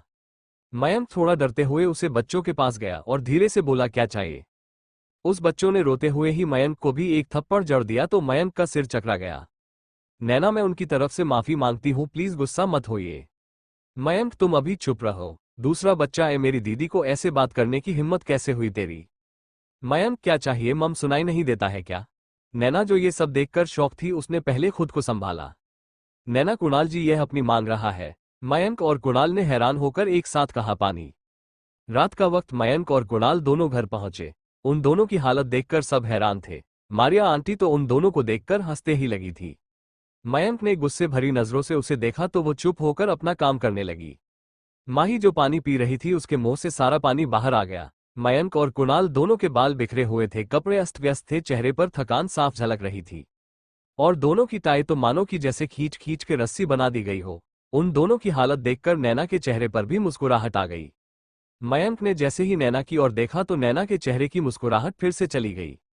मयंक ने कुणाल से कहा। तेरी भाभी, मेरा मतलब कि तेरी भाभी माँ को मनाने में न जाने और क्या क्या करना पड़ेगा। कुणाल, अभी तो शुरुआत हुई है भाई। राधा माँ, ये सब क्या है? ये क्या हालत बना रखी है तुमने? मयंक और कुणाल, माँ मैं चेंज करके आता हूँ। वो दोनों चले गए। राधा माँ, ये बच्चे भी ना। मयंक ने पहले खुद का हुलिया ठीक किया, जैसे बच्चों ने बिगाड़ दिया था। फिर उसके बाद चेंज करके और शॉवल लेकर बाहर आया। मयंक जब शॉवल लेकर बाहर आया तो नैना बालकनी में खड़ी थी। नैना, बच्चे मयंक जी से डर क्यों नहीं रहे थे? होने तो उन सबको किडनैप कर लिया था ना? तभी मयंक ने पीछे से आते हुए कहा। किडनैप और किसने? नैना, अपने ही तो किया था ना बच्चों का किडनैप, और किसने? मयंक, मैं बच्चों के साथ कभी ऐसा करने की सोच भी नहीं सकता। आखिर कभी मेरे भी तो बच्चे होंगे, मैं भी बाप बनूंगा, फिर मैं और उन्हें किडनैप नाना कभी नहीं। नैना हैरानी से मयंक की ओर देख रही थी और उसकी बातें सुन रही थी। मयंक ने जब नैना को हैरान होते हुए देखा तो बोला। हैरान हो गई ना? सच तो यह है कि कभी बच्चों का किडनैप हुआ ही नहीं था। बस उन छोटे छोटे बच्चों से बोलना कि आपकी दीदी को सरप्राइज देना है और डरना है, बस। फिर क्या था, उनकी ओवर एक्टिंग शुरू और इधर हमारी शादी। नैना बिल्कुल हैरान थी, उसे कुछ भी समझ में नहीं आ रहा था कि वो किस तरह रिएक्ट करे। नैना और दुबे जी, मयंक, मैंने तुम्हें लैपटॉप में केवल बच्चों को रोते हुए दिखाया था, दुबे जी को थोड़ी ना दिखाया था। अब चलो सो जाओ, रात बहुत हो गई है, बाहर रहोगी तो ठंड लग जाएगी। नैना, नहीं लगेगी, ना जाने कितने महीने गुजरे हैं इस बालकनी में, अब तो कमरे में दम घुटता है मेरा, मैं यहीं पर सो जाऊंगी। मयंक, नैना चलो वरना बाहर ठंड लग जाएगी। नैना, मैंने एक बार आपको मना किया ना, मुझे नहीं जाना। नैना ने ये सब बातें बालकनी में बने झूले पर बैठते हुए कहा। मयंक, नैना अंदर चलो। नैना ने जब दोबारा कुछ भी नहीं कहा तो मयंक उसके पास गया और बोला, तुम ऐसे नहीं मानोगी है ना। ये बोलकर उसने नैना को अपनी बाहों में उठा लिया। नैना, ये क्या क्या कर रहे हैं आप? मयंक, तुम्हारी सेहत के साथ कोई भी खिलवाड़ नहीं करना है मुझे, समझी। नैना को रूम में लेकर गया और ठीक से सुला दिया और खुद भी जाकर सो गया। सुबह का वक्त मयंक, कुणाल, कुछ पता चला उनके बारे में कि कौन है वो, क्या चाहता है वो? कुणाल, नहीं भैया, पर मैंने अपने आदमियों को कम पर लगा दिया है, शाम तक पता चल जाएगा। मयंक, वो जो कोई भी है मुझे हर हालत में शाम तक चाहिए। कुणाल जी भाई, शाम का वक्त। आर्य ढेर सारे अखबार लेकर स्टोर रूम की तरफ जा रही थी। नैना, मैं मदद करूं आपकी आंटी? मारिया, नो, मैं आपका एक हाथ पूरी तरह से ठीक नहीं हुआ है अभी तक। नैना, लाए मैं एक हाथ से ले लेती हूं। मारिया के लाख मना करने पर भी नैना नहीं मानी तो उसने थोड़े से अखबार अपने एक हाथ में ले लिए। मारिया अखबार रखकर चली गई। नैना जब स्टोर रूम में पहुंची तो उसे उस रात जो कुछ भी हुआ था स्टोर रूम में उसके साथ, उसे सब कुछ याद आने लगा। उसका शरीर एक बार फिर से डर से कांपने लगा। मयंक ने उसे दिन नैना को बहुत बुरी तरह से डरा दिया था। आज मैं तुम्हें बताऊंगा कि डर क्या होता है, मैं तुम्हारे करीब आऊंगा, बहुत करीब, जिससे आज के बाद तुम्हें खुद से नफरत हो जाएगी, घिनाने लगेगी तुम्हें खुद से। नैना के कानों में उसे दिन मयंक की कही हुई बातें गूंजने लगी थी। नैना के साथ जो कुछ भी उसे रात फैक्ट्री में हुआ था उसे सारी बातें अब तक याद नहीं थी और ना ही नैना ने उसे याद करने की कोशिश की थी। नैना की नज़र अपने सामने रख अखबार पर पड़ी जिस पर रमन और रंजीत की तस्वीर छपी थी और हेडलाइन कुछ इस तरह थी कि देश के दो मशहूर बिजनेसमैन का अचानक से हुआ निधन। हमारे सूत्रों से पता चला है कि फैक्ट्री में आग लगने की वजह से उनकी और कुछ और लोगों की मृत्यु हो गई है। नैना ने जब आंखें खोली तो वो कमरे में थी और मयंक उसके हाथ को थामे बैठा था। नैना ने जैसे अपनी पलकों को खोल तो मयंक की उसे घबराई हुई आवाज सुनाई दी। मयंक, नैना कैसी हो? अब तो तबीयत ठीक है ना तुम्हारी? क्या हो गया था तुम्हें वहां की तुम बेहोश हो गई? नैना, अपने उन दोनों को जान से मार दिया ना? मयंक, किन दोनों को? तुम किसकी बात कर रही हो? और तुम ऐसे डर क्यों रही हो? नैना, मैं उन दोनों की ही बात कर रही हूं जिन्होंने हमें किडनैप किया था। मयंक, उन दोनों का वही हाल होना था। खैर छोड़ो इन सब बातों को। नैना के दिमाग में वो धुंधली तस्वीर अब साफ हो चुकी थी। उसे याद आ गया था कि किस तरह मयंक ने रमन को बेरहमी से मारा था। नैना, क्या जरूरत थी उन्हें मारने की? मयंक, उन्होंने जो किया क्या वो माफी के लायक था? नैना, नहीं, माफी के लायक नहीं, पर उन्हें कानून भी तो सजा दे सकता था ना। क्या जरूरत थी आपको ये सब करने की? एक बार भी हाथ नहीं कांपे आपके? सोचिए, जो उनके घर वाले होंगे उनकी मौत की खबर सुनकर क्या बीती होगी उन पर। उनकी फैमिली भी होगी, लेकिन नहीं, आपको किसी की भी चीखों से कोई फर्क नहीं पड़ता। इतनी बुरी तरह से अपने मार दिया, उन्हें मार दिया आपने, खत्म हो गया सब कुछ, मार दिया आपने। सब मेरी वजह से हुआ है, मेरी वजह से मैंने किया है सब कुछ, मैंने मजबूर किया है आपको ये सब करने के लिए। मैंने किया है ये सब। नैना खुद से ही बड़ा बड़ा रही थी। मयंक, नैना रिलैक्स। मयंक जैसे ही आगे बात कुछ खाने के लिए तुरंत ही नैना ने सामने रखा वास नीचे जमीन पर फेंक दिया। मयंक, नैना ये क्या पागलपन है? अगर तुम्हें लग जाती तो तुमको तो क्या होता है जानती हो तुम? लेकिन नैना पर कोई असर ही नहीं हुआ, वो अपने आसपास की सारी चीज जमीन पर फेंकने लगी और अपने खुले बालों को पकड़कर वहीं बैठकर रोने लगी। मयंक जैसे ही उसकी और बात तो नैना ने सामने पड़ी गन को ले लिया। मयंक, नैना गन रखो। मैं कहाँ गन को रखो? नैना, क्यों बचाया आपने? हमें मार दिया होता और आप यही चाहते भी तो हैं ये कि हम मर जाए, हम एक बोझ बन गए थे ना आपके लिए, तो फिर क्यों बचाए हमें? हाँ, हम डरते हैं आपको खोने से, पर आप तो नहीं डरते ना हमें खोने से। पता है आपको, जब आपने हमारे साथ वो बदतमीजी की थी कितना डर गए थे हम, और वो जबरदस्ती की थी शादी। आपको नहीं पता ये बात केवल एक लड़की को पता होती है, उसके सर पर अपने परिवार की इज्जत की जिम्मेदारी होती है। अगर हमारी शादी की तस्वीर घर पर आप सबको दिखा देते तो सब कुछ खत्म हो जाता, बर्बाद हो जाता सब कुछ। बीच रास्ते में लेकर छोड़ दिया था आपने हमें। अरे एक बार तो कुछ सोच लिया होता अपने कि मैं अकेले कहाँ जाऊंगी, और अगर एक हाथ मेरी मदद के लिए उठा तो आप उसे भी काट कर फेंक देने की धमकी देते थे। किसी और को तो खोने का डर आप अच्छी तरह से समझते हैं, फिर क्यों किया ऐसा? क्यों इतना घटिया इल्जाम लगाया आपने हम पर? एक बार पूछ लिया होता हमसे, सारी की सारी गलतफहमी दूर हो जाती। वो रात याद है आपको जब आप हमें स्टोर रूम में लेकर गए थे और वो थप्पड़ सब मेरी वजह से हुआ मयंक। नैना मैंने कहा ना तुमसे गन रखो। मयंक ये सब कहते हुए आगे की तरफ बढ़ने लगा। नैना रुक जाए, आगे कांच है। मयंक फिर भी उसी तरह आगे बढ़ने लगा। नैना ने गन को मयंक की ओर पॉइंट करते हुए कहा, वहीं रुक जाए, पास मत आइएगा। मयंक तुम्हें क्या लगता है कि मैं मौत से डरता हूं? चलाओ गोली, कम ऑन शूट मी। मयंक लगातार आगे बिना किसी की डर से बढ़ रहा था। नैना ने देखा कि अगर मयंक ने एक कदम भी आगे बढ़ाया तो उसके पैरों में कांच लग जाएगा।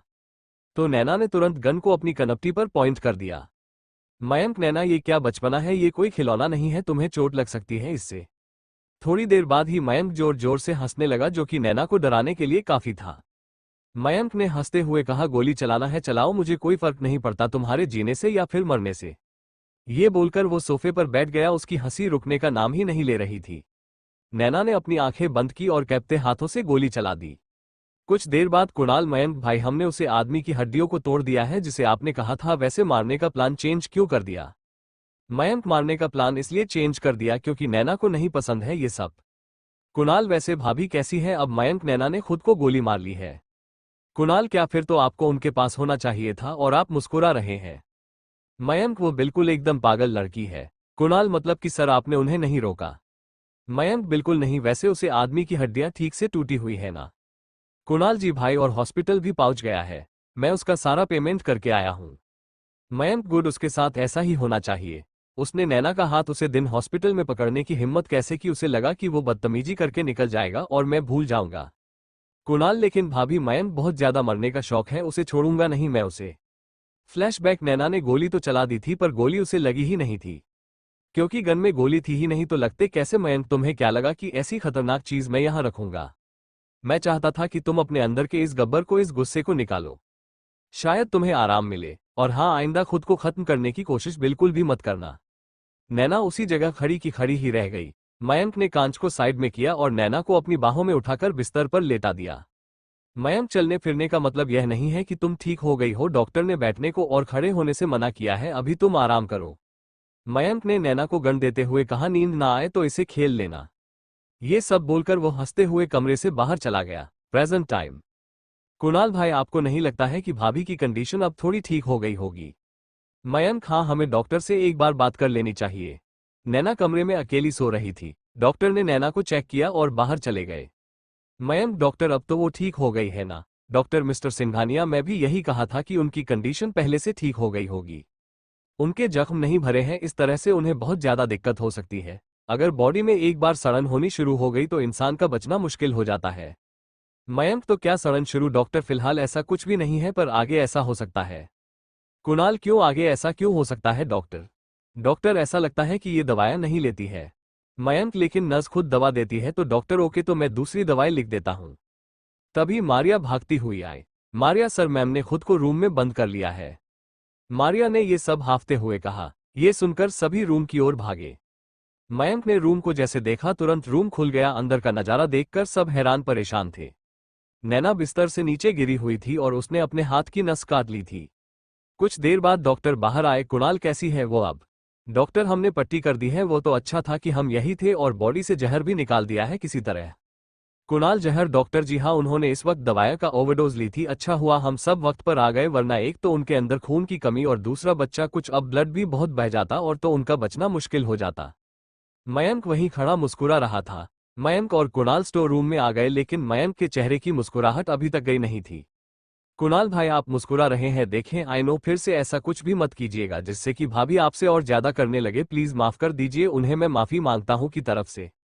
अचानक से मयंक के एक्सप्रेशन एकदम से चेंज हो गए, उसकी आंखों में गुस्से से खून उतर आया। मयंक, तुम क्यों माफी मांग रहे हो? गलती उसकी है तो सजा भी उसे ही मिलेगी। कुणाल, उसने यह कोई पहली गलती नहीं की है।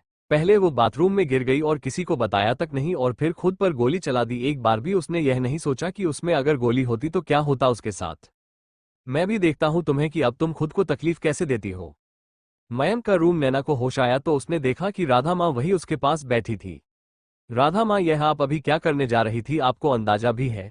एक बार भी यह नहीं सोचा किसी के बारे में आपने? हमें तो लगता है कि मयंक गुस्से वाला है। एक बार तो मैं सोच सकती हूँ कि वह ये सब कर सकता है, लेकिन आप ऐसा कैसे कर सकती है नैना? नैना माँ, राधा माँ, अगर गलती उसने की है तो सजा भी उसे ही मिलनी चाहिए, तो आप उन्हें सजा दे, उन्हें तकलीफ दे। खुद के साथ ऐसा क्यों कर रहे हैं आप? नैना आपको कैसे पता है ये सब? माँ राधा माँ बताया था, उसमें हम सबको एक एक बात बताया था आपने और आपके बारे में, शायद इसीलिए हम सब उसे इतने दिनों तक नाराज थे। उसने आपके मायके में कुछ नहीं बताया क्योंकि वो नहीं चाहता था कि आप परेशान हो ये सोचकर कि आपके मायके वाले परेशान हैं। आपने उस दिन में झूठ बोला था कि मैं अंक सही है, तभी हम सब जान गए थे कि आप उनसे ज्यादा प्यार करती हैं। नैना माँ राधा माँ हम चलते हैं, ये सब बोलकर राधा माँ वहां से चली गई थी। नैना उठी तो उसे अभी भी कमजोरी आ रही थी। उसने अपने हाथ पर बंधी पट्टी को खोल दी और उस पर चाकू रखने ही वाली थी कि मयंक ने उसका हाथ पकड़कर पीछे मोड़ दिया जिससे कि चाकू छूटकर नीचे गिर गया। मयंक और नैना इस वक्त एक दूसरे के बेहद करीब थे, दोनों कप रहे थे, फर्क बस इतना था कि नैना डर से कांप रही थी और मयंक गुस्से से कांप रहा था। मयंक बहुत अच्छा तरीका ढूंढा है तुमने मुझे हट करने का, तुम मुझे तकलीफ देती तो मैं खुशी खुशी शहर लेता, लेकिन तुम खुद को तकलीफ देकर मुझे तिल तिल मार रही हो। फिर मयंक ने एक एक शब्द पर जोर देते हुए कहा, मेरी जान को कोई तकलीफ थी, यह मुझे बर्दाश्त नहीं, वो फिर चाहे तुम खुद ही क्यों ना हो, और तो अच्छे से जानती हो कि मेरी जान तुम हो, इसलिए आइंदा से यह गलती कभी मत करना। मयंक ने नैना को उठाकर बिस्तर पर पटक दिया और नैना के हाथों में एक जंजीर लगा दी। पैर को एक कपड़े से बांध दिया और चादर उड़ा दिया। मयंक ऐसा करना तो नहीं चाहता था, लेकिन तुमने मुझसे ऐसा करने पर मजबूर कर दिया। मारिया मारिया मारिया भागती हुई अंदर आए। मारिया जी सर, मयंक यहाँ से ऐसी सारी चीजें हटवा दो जिससे कि ये खुद को हट कर सके, और हाँ, हर वक्त इनके साथ रहना, एक सेकंड के लिए भी अकेला मत छोड़ना। Maria okay sir. Mayank Naina की ओर मुड़ा और बोला, अगर यह बात फैमिली में भी सबको पता चल जाए तो मुझे कोई फर्क नहीं पड़ता है, किसी के अंदर मेरे खिलाफ जाने की हिम्मत नहीं है। ये सब बोलकर मयंक कमरे से बाहर चला गया। मयंक का स्टडी रूम। मयंक वो पकड़ा गया, कुणाल जी सर स्टोर रूम में है। मयंक उसे वहीं पड़ा रहने दो। एक हफ्ता बीत चुका था। मयंक ने उसी दिन रात को नैना के हाथ पैर खोल दिए थे, लेकिन वो ना तो ये दिखाता था कि नैना की केयर कर रहा है और ना ही उससे बात करता था। नैना को भी इतने दिनों में एक अलग सी बेचैनी हो रही थी क्योंकि कहीं ना कहीं उसे भी मयंक की आदत हो गई थी। मयंक ने घर में दोबारा से लैंडलाइन लगवा दिए था। Store room. वहां पर एक शख्स कुर्सी से बंधा हुआ था। मयंक ने उसके बालों को पकड़कर खींचते हुए कहा, चल फोन कर उसे। उस शख्स किसी को कॉल किया और बोला, तस्वीर मैंने उसे दे दी है, तुमने मेरा प्रपोज एक्सेप्ट ना करके बहुत बड़ी गलती कर दी, अब वो तुम्हें नहीं छोड़ेगा। उसके बाद मयंक ने कॉल कट कर दी और उस शख्स को वही मौत की नींद सुला दिया। मयंक, कुणाल ले जो इसे और ठिकाने लगा दो। कुणाल ओके भाई। मारिया मैम आंखें खोलिए। मयंक क्या हुआ है इन्हें सर? मैम अचानक से बेहोश हो गए, इससे पहले तो ठीक थी और लैंडलाइन पर बात कर रही थी। मयंक ने नैना को उठाया और बिस्तर पर लेटा दिया। रात का वक्त। मां की आंखें खुली तो देखा मयंक हाथ में गन लेकर बैठा था। मयंक, कुछ पूछना है तुमसे, हाँ या ना में जवाब देना, वो भी बिल्कुल सही सही। नैना जी। मयंक, क्या तुम्हें कोई परेशान कर रहा है? नैना, वो मैं। मयंक, हाँ या नहीं? नैना, हाँ। नैना ने मयंक से डरते हुए कहा। मयंक, क्या चाहता है वह? नैना, वो कह रहा था कि हम आपको छोड़कर उसके साथ रहे, लेकिन मैंने साफ मना कर दिया। मयंक, क्या वो तुम्हें ब्लैकमेल कर रहा था? नैना, वो मयंक, हाँ या नहीं? नैना, हाँ, उसके पास हमारी कुछ तस्वीरें थी। मयंक, कैसी तस्वीरें? नैना, उसने हमें प्रपोज किया था तो उसी की तस्वीर थी, उसने कहा था कि अगर मैंने उसकी बात न नहीं मानी तो वह आपको तस्वीर दे देगा। मयंक ने कुछ तस्वीरें उसके सामने रखते हुए कहा, यही थी ना वो तस्वीर? उन तस्वीरों में कोई लड़का नैना को प्रपोज कर रहा था। नैना की तो डर के मारे आवाज ही नहीं निकल रही थी। मयंक ने उसके बाहों को पकड़ते हुए कहा, क्यों नहीं बताया तुमने मुझे? नैना, आप मेरी बातों को समझते नहीं। मयंक, क्यों नहीं समझता मैं? अरे एक बार समझाने की कोशिश तो की होती। नैना, आप जब बिना किसी भी पक्के सबूत के बिना यह मान लिया कि मेरे और भाई के बीच में, फिर तो उसके पास सबूत था। मयंक ने नैना को सोफे पर बैठाया। मयंक, डर लगता है तुम्हें मुझसे बिना किसी झिझक के जवाब देना। नैना, हाँ। मयंक, और उससे? नैना, हाँ। मयंक, क्या नाम है उसका? मयंक की आवाज में आज एक कोमलता का एहसास था। गुस्सा तो उसे बहुत आ रहा था, बहुत ही ज्यादा, पर वो जानता था कि नैना को उससे बहुत ज्यादा डर लगता है। मयंक एक गिलास उठाकर पानी पिया और नैना से बोला, क्यों डर लग रहा है मुझसे? वजह जान सकता हूं? नैना, क्योंकि मैंने आपको इतना बड़ा सच छिपाया इसलिए। मयंक, अगर मैं तुम्हें ना डॉट तो? नैना हैरानी से उसकी ओर देखने लगी। मयंक, नहीं दातूंगा, पर मेरी एक शर्त है, और अगर तुमने नहीं मानी तो बता दो, और हाँ, साथ में गुस्सा भी झेलने के लिए तैयार हो जाओ। नैना का एक ऐसी शर्त? मयंक उसके थोड़ा और करीब आया और अपने दोनों घुटनों के बल पर नैना के सामने बैठ गया। हैरान थी कि वो सेक जो कभी किसी के सामने झुकता नहीं, किसी के भी फीलिंग की कदर नहीं की, आज तक कभी उससे प्यार से बात नहीं की, वो शख्स जो कि मयंक राय सिंघानिया, हर उसे लड़की से नफरत करता है जो पैसों पर मरती है, वो मयंक राय सिंघानिया जो कि इंडिया का टॉप बिजनेसमैन है, जो उसे बेहद नफरत करता है, वो उसके सामने घुटनों के बल पर बैठा है। नैना अपने सोच से बाहर आई तो देखा कि मयंक उसके जवाब का इंतजार कर रहा था। नैना मंजूर है। मयंक तुम आइंदा से मुझसे कोई भी ऐसी बात नहीं छुपाओगी। Any problem so just tell me okay. Naina okay. Mayank ने नैना के गोरे हाथों को अपने हाथों में लेकर उसकी हथेली को किस करके बोला I am sorry Naina, I am really sorry. Naina I am sorry. उसे दिन मैं नहीं आपको गलत समझा था कि आप उसे दिन हमें बचाने नहीं आएंगे। मयंक तुम ऐसी क्यों हो? तुम्हें पता है मुझे लगता था कि इस दुनिया की कोई भी लड़की मुझे और मेरे गुस्से को संभाल नहीं सकती हूँ, पर मैं गलत था, तुमने मुझे संभाल लिया। लेकिन मैं क्या करता नैना, तुम ही बताओ। मैं डर गया था, बहुत ही ज्यादा डर गया था कि कहीं तुम भी मुझे छोड़कर चली ना जाओ। जब उस दिन तुमने कहा था कि मेरे साथ कोई भी नहीं रह सकता, शायद इसलिए मुझे हर कोई छोड़कर चला जाता है। वो बात मुझे यहाँ और यहाँ लग गई थी। मयंक ने अपनी एक उंगली से अपने दिल और दिमाग की तरफ इशारा करते हुए कहा। नैना आई एम सॉरी, मुझे नहीं पता था कि आपको इतना बुरा लग जाएगा कि आप मेरे साथ इतना कुछ कर देंगे। सोचती हूँ कि नहीं डरूंगी आपसे, पर मजबूर हो गई थी। मैं हर वक्त यही डर खाए जाता था कि अगर आपको पता चल गया तो फिर ना जाने क्या होगा। मयंक पर अब तुम इस डर से आजाद हो, मर गया है वह। नैना आपने फिर से, आप कभी बदल नहीं सकते। गलत थी मैं कि कभी आप में भी इंसानियत आ सकती है। शायद मेरे नसीब में सिर्फ तकलीफ है लिखी गई है। मयंक शशिश ऐसा नहीं कहते हैं। यह आखिरी बार था कि मैं किसी को मारा, बट अब कोई नहीं मरेगा मेरे हाथों से। तुम्हें हर वो खुशी दूंगा जिसकी तुम हकदार हो। जितनी सादा तकलीफ है मैंने दी है, उससे कहीं ज्यादा खुशियां मैं दूंगा कि तुम उसे गम को हमेशा हमेशा के लिए भूल जाओगी। नैना पक्का अब आप किसी को नहीं मारेंगे? मयंक पक्का मैं अब किसी को नहीं मारूंगा। शायद आज से पहली बार था कि दोनों इस तरह शांति से बात कर रहे थे। मयंक ने अपनी आंखों में आए नमी को पूछते हुए कहा, चलो अब सो जाओ, रात बहुत ज्यादा हो गई है। सुबह का वक्त आज मयंक थोड़ा परेशान था क्योंकि डॉक्टर को लग रहा था कि नैना की हेल्थ में कोई इंप्रूवमेंट नहीं हो रही है। रात का वक्त मयंक सो रहा था, तभी मयंक को नैना की रोने की आवाज सुनाई देने लगी। मयंक ने देखा कि नैना अपने सपने में रोए जा रही थी। नैना बेड से गिरने ही वाली थी कि मयंक ने उसे थाम लिया और ठीक से बेड पर लेटा दिया। नैना छोड़ दे, हमें जाने दे, हमें प्लीज। नैना बार बार यही लफ्ज बोले जा रही थी। मयंक नैना रिलैक्स, मैं हूं ना, डोंट वरी नैना, अब रो मत। लेकिन नैना अपनी नींद में बस रोए जा रही थी। उसका शरीर डर से कांप रहा था, माथे पर पसीने की बूंदें झलक आई थी। नैना ने मयंक का हाथ कैसे पकड़ा हुआ था, जैसे वो उसका हाथ छोड़ना ही ना चाहती हूं।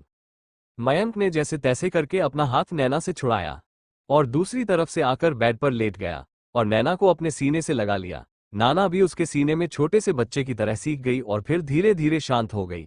मयंक ने उसके गालों पर आए आंसू को साफ किया और धीरे धीरे उसके बालों को सहलाने लगा। सुबह का वक्त मयंक उठा तो देखा कि मैंने अभी तक सो रही थी। उसने धीरे से उसके माथे पर किस के और तैयार होने चला गया। शाम का वक्त नैना किचन में कम कर रही थी। मयंक सीढ़ियों से ऊपर की तरफ जा रहा था कि तभी उसकी नजर नैना पर पड़ी। मयंक बोलने और खड़े होने की ताकत तो है नहीं इसमें, और खाना बना रही है तुम्हें तो मैं देखता हूं, अभी रुक जाओ। मयंक सीढ़ियों से ऊपर ना जाकर किचन में चला गया। नैना मारिया आंटी को कुछ बता रही थी। नैना आंटी अपना ये काफी रूम में दे आएंगे मेरे, वो ऑफिस से आ गए होंगे। मयंक ने मारिया की और ना में इशारा किया तो मारिया ने कहा, मैं लाइए, यह मैं कर लूंगी, आप दे आए सर को। नैना मुझे डर लग रहा है, अक्सर वो जब भी ऑफिस से आते हैं तो बहुत ज्यादा गुस्सा होते हैं, आप दे आइए ना। मयंक मारिया तुम जाओ। नैना आप, मयंक क्या कर रही हो तुम यहाँ पर? नैना सॉरी, वो मैं बस कॉफी बनाकर ला ही रही थी, आपकी सॉरी, बस 2 मिनट लेट हो गई। मयंक तुम्हें मैं रेस्ट करने के लिए कहा था ना, फिर क्या है ये सब? नैना हाँ वो बस मैं तो ऐसे ही। मयंक चलो इसी वक्त रूम में शेफ बना देगा खाना। नैना ने काम करते हुए कहा, बस मैं आ रही हूं, सिर्फ 2 मिनट। मयंक तुम ऐसे नहीं मानोगी ना। मयंक ने उसे अपनी बाहों में उठा लिया। नैना ये क्या कर रहे हैं आप? उतारे हमें, हम गिर जाएंगे। मयंक बिना कुछ कहे सीधा उसके रूम में ले गया। नैना कोई देख लेगा तो मयंक मुझे कोई फर्क नहीं पड़ता और आइंदा तुम मुझे किचन के अंदर नहीं देखनी चाहिए। नैना लेकिन ऐसा क्यों? मयंक लेकिन कुछ नहीं, मैं कुछ भी नहीं जानता।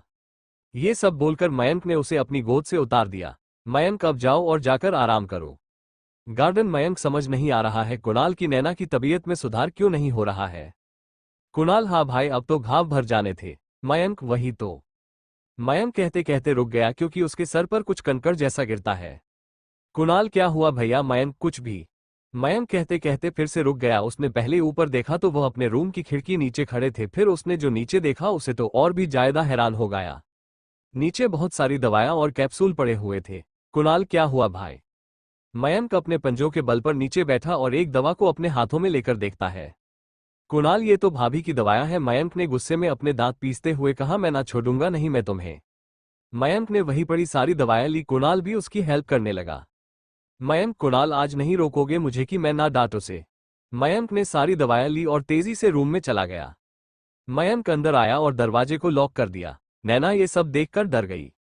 मयंक, नैना नैना कहाँ हो तुम? मयंक की नजर नैना पर पड़ी जो कि डरी सहमी सी कोने में खड़ी थी। मयंक ने नैना को अपने एकदम करीब खींचते हुए कहा, तुम्हारी दवाएं कहाँ है? नैना, वो आल अलमारी में। मयंक, नहीं मैं बता देता हूँ कहाँ है। यहाँ है। मयंक ने अपनी मुट्ठी को खोलकर दिखाते हुए कहा। मयंक, इसका मतलब कि तुम तब से दवाएं नहीं ले रही थी और यहाँ हम सब हॉस्पिटल के चक्कर काट रहे हैं, तुम ठीक क्यों नहीं हो रही हो? और इधर तुम्हें बचपन सूझ रहा है, तुम्हें अंदाजा भी है इससे तुम्हारी जान जा सकती है। कुछ समझ में आ रहा है या नहीं, या फिर तुम कुछ समझना ही नहीं चाहती हो? नैना इस तरह मयंक के दांतों से और भी ज्यादा सहम गई थी। वो बेहोश होकर उसके सीने पर लुढ़क गई। कुछ देर बाद मयंक, डॉक्टर, हमें पता चल गया है कि क्यों ये ठीक नहीं हो रही थी और क्यों दवाएं इस पर असर नहीं कर रही थी। डॉक्टर, क्यों बताएं मुझे भी मयंक, क्योंकि ये दवाएं नहीं ले रही थी। डॉक्टर, अच्छा हुआ कि आपको यह सही समय रहते हुए पता चल गया, वरना हम भी कुछ नहीं कर पाते मिसेज सिंघानिया के कैसे में। प्लीज आगे से इनका ख्याल रखें। मयंक, जी हाँ डॉक्टर, अब पता चल चुका है तो हम अब ख्याल रखेंगे। कुणाल, डॉक्टर को बाहर छोड़ आओ। कुणाल डॉक्टर को लेकर अपने साथ चला गया। नैना अभी होश में नहीं आई थी। मयंक, आओ होश में, फिर तुम्हें तो मैं बताता हूँ, बस एक बार ठीक हो जाओ। कुछ देर बाद नैना को होश आ गया था। मयंक, लो खाना खाओ और फिर दवा। नैना डरी सहमी सी धीरे से अपनी पलकों को खोलकर मयंक को देखती है। मयंक, तुम ठीक नहीं होना चाहती हो क्या? नैना, नैना नहीं, मैं ठीक नहीं होना चाहती हूँ, इसलिए मैं दवाएं नहीं खा रही थी। मयंक, लेकिन ऐसा क्यों? नैना, नैना अगर मैं ठीक हो गई तो आप मुझे फिर से टॉर्चर करेंगे, हमें पता है आप इसलिए हमें ठीक करने में लगे हैं, लेकिन अब हम नहीं सह पाएंगे ये सब कुछ, प्लीज। नैना ने बड़ी मासूमियत से रुआसे से स्वर में कहा। मयंक, नहीं करूंगा, कुछ भी नहीं गलत करूंगा, पक्का। मयंक ने घुटने के बल बैठकर कान पकड़ते हुए कहा। नैना, ये यह क्या कर रहे हैं आप? मयंक, अब तुम्हें कोई भी बात सीधे सीधे तो समझ नहीं आती तो क्या करूं? नैना ने खाना खाया और कुछ देर में दवा लेकर कुछ सोचने लगी। मयंक, क्या सोच रही हो? नैना, नैना कुछ भी नहीं सोच रही मैं तो। नैना दवा को मुंह तक लेकर जाती, फिर रुककर दवा को देखकर कुछ सोचती। नैना को कई बार ऐसा करता देख मयंक ने कहा, तुम्हें क्या लगता है कि तुम ऐसा करोगी और मैं परेशान होकर बाहर चला जाऊंगा और तुम दवाएं फेंक दोगी? मयंक ने नैना को अपनी गुस्से भरी आंखें दिखाते हुए कहा, तो नैना ने झट से दवा को अपने मुंह में रख लिया।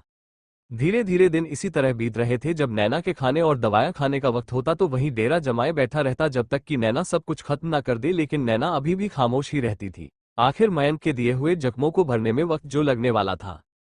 रात का वक्त मयंक सोया हुआ था कि तभी कमरे में उसे किसी के सिसकने की आवाज आई। मयंक उठा तो देखा कि नैना बालकनी में घुटनों के अपना सिर को टिकाए रो रही थी। मयंक दोबारा अंदर आया, फिर से सो गया। रात भर उसे नैना की सिसकियां परेशान करती रही। सुबह का वक्त मयंक ने जानबूझकर अनजान बनते हुए कहा, तुम्हारी आंखें सूजी हुई और लाल क्यों है? नैना टेहरी छोटी सी बच्ची जिसे झूठ बोलना आता ही नहीं, या उसने अपने छोटे से दिमाग में फिर से कुछ सोचना शुरू किया। नैना, वो आंख में शायद कलर चला गया होगा। मयंक, पागल लड़की, सीधे सीधे बोलो कि कल रात तुम रोई थी और तो और सिसक भी रही थी। नैना, आपको कैसे पता चला ये सब? मयंक, क्यों? नैना ने वहां से जाते हुए कहा, मैं पहले भी रोती थी पर आप पर ऐसा नहीं करता था और ना ही मेरी आंखें आपको दिखती थी, तो हैरान होना लाजमी है। नैना की कही इस बात से मयंक को कहीं ना कहीं सोचने पर मजबूर कर दिया। नैना जा ही रही थी तो मयंक ने उसका हाथ पकड़ लिया। पकड़ मजबूत होने के कारण नैना की चूड़ियां टूटकर नीचे गिर गई और कुछ उसके हाथ में चुभ गई। मयंक, आई एम सॉरी, वो मैं। मयंक पूरी तरह डर गया, जबकि बस थोड़ी सी ही चूड़ियां हल्की सी उसे चबी थी और थोड़ा बहुत खून निकल रहा था। नैना, इट्स ओके, कई बार ऐसा हो चुका है कि मेरे साथ। मयंक को वो सारी पिछली बातें याद आ गई, कैसे वो बेरहमी से उसका हाथ पकड़ लेता था और अक्सर चूड़ियां हाथों में घुस जाती थी या फिर कई बार हाथ को पकड़ने के निशान बन जाते थे। मयंक के नैना के हाथों में दवाई लगाए। नैना की आंखों में से लगातार आंसू बह रहे थे। मयंक ने जैसे ही नैना के हाथों पर दूसरी दवाई लगाई तो उसे दर्द हुआ। नैना, हाँ मयंक, क्या हुआ? दर्द हो रहा है क्या? नैना, नहीं दर्द नहीं हो रहा, बस ये सोच रही हूँ कि कई बार ऐसा हुआ है मेरे साथ, लेकिन जब आपने की नहीं की और अब कर रहे हैं तो ये सब देखकर थोड़ी इमोशनल हो गई। रात का वक्त मयंक माही के रूम में आया थे तो देखा कि माही चॉकलेट खाने में बिजी थी। मयंक, माही क्या कर रही हो? माही उसी तरह चॉकलेट खाने में बिजी थी। माही, दिख नहीं रहा है, अपनी चॉकलेट खा रही हूँ। मयंक, देख रहा है मेरी जान। अब बताए क्या काम करना है मुझे? माही, वहां पर मेरी स्कूल की यूनिफॉर्म है, उन्हें प्रेस कर दो। तभी कुणाल ने अंदर आते हुए कहा, क्या हुआ भैया, ये पागल लड़की फिर से क्या कर रही है? माही, अच्छा हुआ कि तुम भी आ गए, गुड, वेरी गुड, बहुत कर लिया ऑफिस का काम, अब कुछ करके कामों में भी लग जाए। वहां पर मेरे जूते हैं, उन्हें चलिए उन्हें पॉलिश कर दीजिए, और हाँ अच्छे से पॉलिश कीजिएगा, मुझे बिल्कुल आपकी शक्ल की तरह देखें। कुणाल भाई, मैं इतना ज्यादा काला हूं क्या? ओह हेलो, मैं तुम्हें किस एंगल से काला नजर आता हूं? माही शक्ल से गोरे होने से क्या होता है, दिल से भी गोरे होना चाहिए। कुणाल हाँ तो मैं शक्ल से भी गोरा हूं और दिल से भी, समझे। मयंक ने माही के कपड़े आयरन करते हुए कहा। शुरू हो गया फिर से तुम दोनों का लड़ना झगड़ाना। माही ये पनिशमेंट है आप सभी की मुझे वक्त ना दे पाने के लिए। एक कम करो कुणाल भैया अपने ऑफिस से शादी कर लो। फिर माही ने अपनी कमर पर दोनों हाथों को रखकर पूरी दादी की तरह उसे घूर कर देखते हुए बोली, या फिर कहीं कोई पसंद आ गई ऑफिस में जिसे देखने के लिए दिन रात आप दोनों ऑफिस में जमे रहते हो। कुणाल बस अब मैं अपना काम करूं। माही जी जरूर। नैना माही के रूम के पास से ही गुजर रही थी। माही के रूम का दरवाजा खुला था तो नैना की नजर माही के रूम में पड़ गई। कुणाल जमीन पर बैठकर जूते पॉलिश कर रहा था, उसके चेहरे पर भी कुछ काला काला लग गया था, और इधर मयंक माही के कपड़े प्रेस कर रहा था और माही मजे से चॉकलेट खाने में बिजी थी और बीच बीच में उन्हें आदेश दे रही थी। नैना हैरान थी कि जिन लोगों की रिस्पेक्ट पूरी इंडिया में इतनी ज्यादा है उनकी उनके घर में बहन के सामने एक नहीं चलती है। जिनके हाथों में अक्सर गन होती है, उनके हाथ में आयरन और जूते पॉलिश करने की ब्रश भी होती है, जिनके रुतबे और कारनामों से लोगों की रूह का जाती है, वहीं उनकी अपनी बहन के सामने ये हालत हो जाती है। मयंक और कुणाल दोनों एक साथ बोलते हैं, लो भाई हो गया, माही हो गया, अब इसे ठीक से रख दो और अब आकर मेरे बालों में चैम्प कर दो और एक अच्छी सी प्यारी सी चोटी बना दो। कुणाल भाई अब आप इसकी चोटी बांध दे, मन तो कर रहा है कि सारे बाल खींच लो, इसके पर आपका ही डर है। मयंक जो कि माही की बुक्स और नोट्स ठीक करके रख रहा था, उसने कहा तो खींच लेना, मैं कुछ नहीं बोलूंगा। कुणाल पक्का? मयंक पक्का? माही क्या पक्का? हाँ क्या पक्का? एक बार भी अगर मेरा टूटना तो मैं आपको पूरा गंजा कर दूंगी, और ये तुमको नाल भैया तो मैं पूरा टकला कर दूंगी। मयंक ने माही की चोटी बांधने शुरू की और माही थी कि इधर उधर मुंह घुमाए जा रही थी। मयंक 10 बार से भी ज्यादा बार माही के बाल बांध चुका था, लेकिन हर बार माही उसे खोल देती थी। इस बार कुणाल ने आगे से उसका मुंह पकड़ लिया और मयंक ने फिर से उसकी चोटी बांधना शुरू किया। आखिरकार यह चोटी माही को पसंद आ ही गई। माही आप मुझे मैगी खानी है। मयंक और कुणाल दोनों एक साथ बोलते हैं, मैगी? लेकिन इतनी रात को? माही हाँ मयंक देखो माही रात बहुत ही ज्यादा हो गई है, प्लीज मेरी बात मान जाओ। माही नहीं नहीं, कोई मुझसे प्यार ही नहीं करता है, ये बोलकर माही रोने लगी। मयंक और कुणाल ओके ओके रो मत, अब चलो ओके। माही ने जब ये सब सुना तो वो एकदम से मयंक की पीठ पर चढ़कर बैठ गई। माही चलो मेरे घोड़े टिक टिक। कुणाल भैया यह आपकी लाडली न पूर्ण रूप से पागल हो चुकी है। माही फिर कुणाल की ओर देखकर कहा, भौंक मेरे कुत्ते भो भो, और उसे जीभ निकालकर चिढ़ाने लगी। मयंक माही तुम मुझे ठीक से पकड़ो वरना गिर जाओगी। मयंक और कुणाल ने मैगी बनाई, माही को खिलाया, फिर उसकी कुछ नौटंकी झेलने के बाद सोने चले गए। सुबह का वक्त नैना बालकनी में खड़ी थी। मयंक क्या हुआ, यहाँ क्यों खड़ी हो? नैना कुछ नहीं हुआ। मयंक तुम्हें इस बालकनी में सबसे बुरी बात क्या लगती है? नैना आसमान में उड़ते आजाद पंछियों को देखना। मयंक ऐसा क्यों? नैना जलन होती है उन्हें आजाद और खुद को कैद देखकर। मयंक अच्छा नैना आपका नाश्ता बना दिया है, जाकर कर ले। मयंक तुमने बनाया है क्या? नैना हाँ। मयंक क्यों? नैना ऐसे ही मैं ठीक हो गई हूं तो सोचा कि किचन में जाना शुरू कर दूं। मयंक आगे से ऐसा कुछ भी सोचना भी मत। नैना मयंक की बातें सुनकर वहां से जाने लगी। मयंक कहाँ जा रही हो? नैना माही का होमवर्क करवाना है। मयंक अच्छा जाओ। नैना वहां से चली गई। सुबह का वक्त। राधा माँ नैना, नैना जी माँ। राधा माँ बेटा वो बाहर बैकयार्ड में मयंक है, उसे बुला देना। नैना बैकयार्ड वहां तो राधा माँ बेटा जल्दी से बुला देना। नैना बैकयार्ड का नाम सुनकर थोड़ा सहम गई, लेकिन फिर भी थोड़ी सी हिम्मत इकट्ठा करके बैकयार्ड की तरफ चली गई। नैना ने देखा कि इधर उधर कोई भी नहीं था तो नैना वापस जाने लगी, लेकिन तभी उसे पियानो की एक मीठी सी आवाज सुनाई दी, जो पहले की आवाज से बिल्कुल उलट थी, क्योंकि मयंक अक्सर एक कर्कश धुन बजाया करता था, दो कि शायद किसी को अंदर भी सुनने की हिम्मत नहीं होती थी। नैना के कदम एक बार फिर से कुछ और बढ़ गए, लेकिन नैना को अपनी वो पहली गलती याद आ गई जब वो यहाँ एक बार पहले भी आई थी तो मयंक ने उसे कितना डांटा था।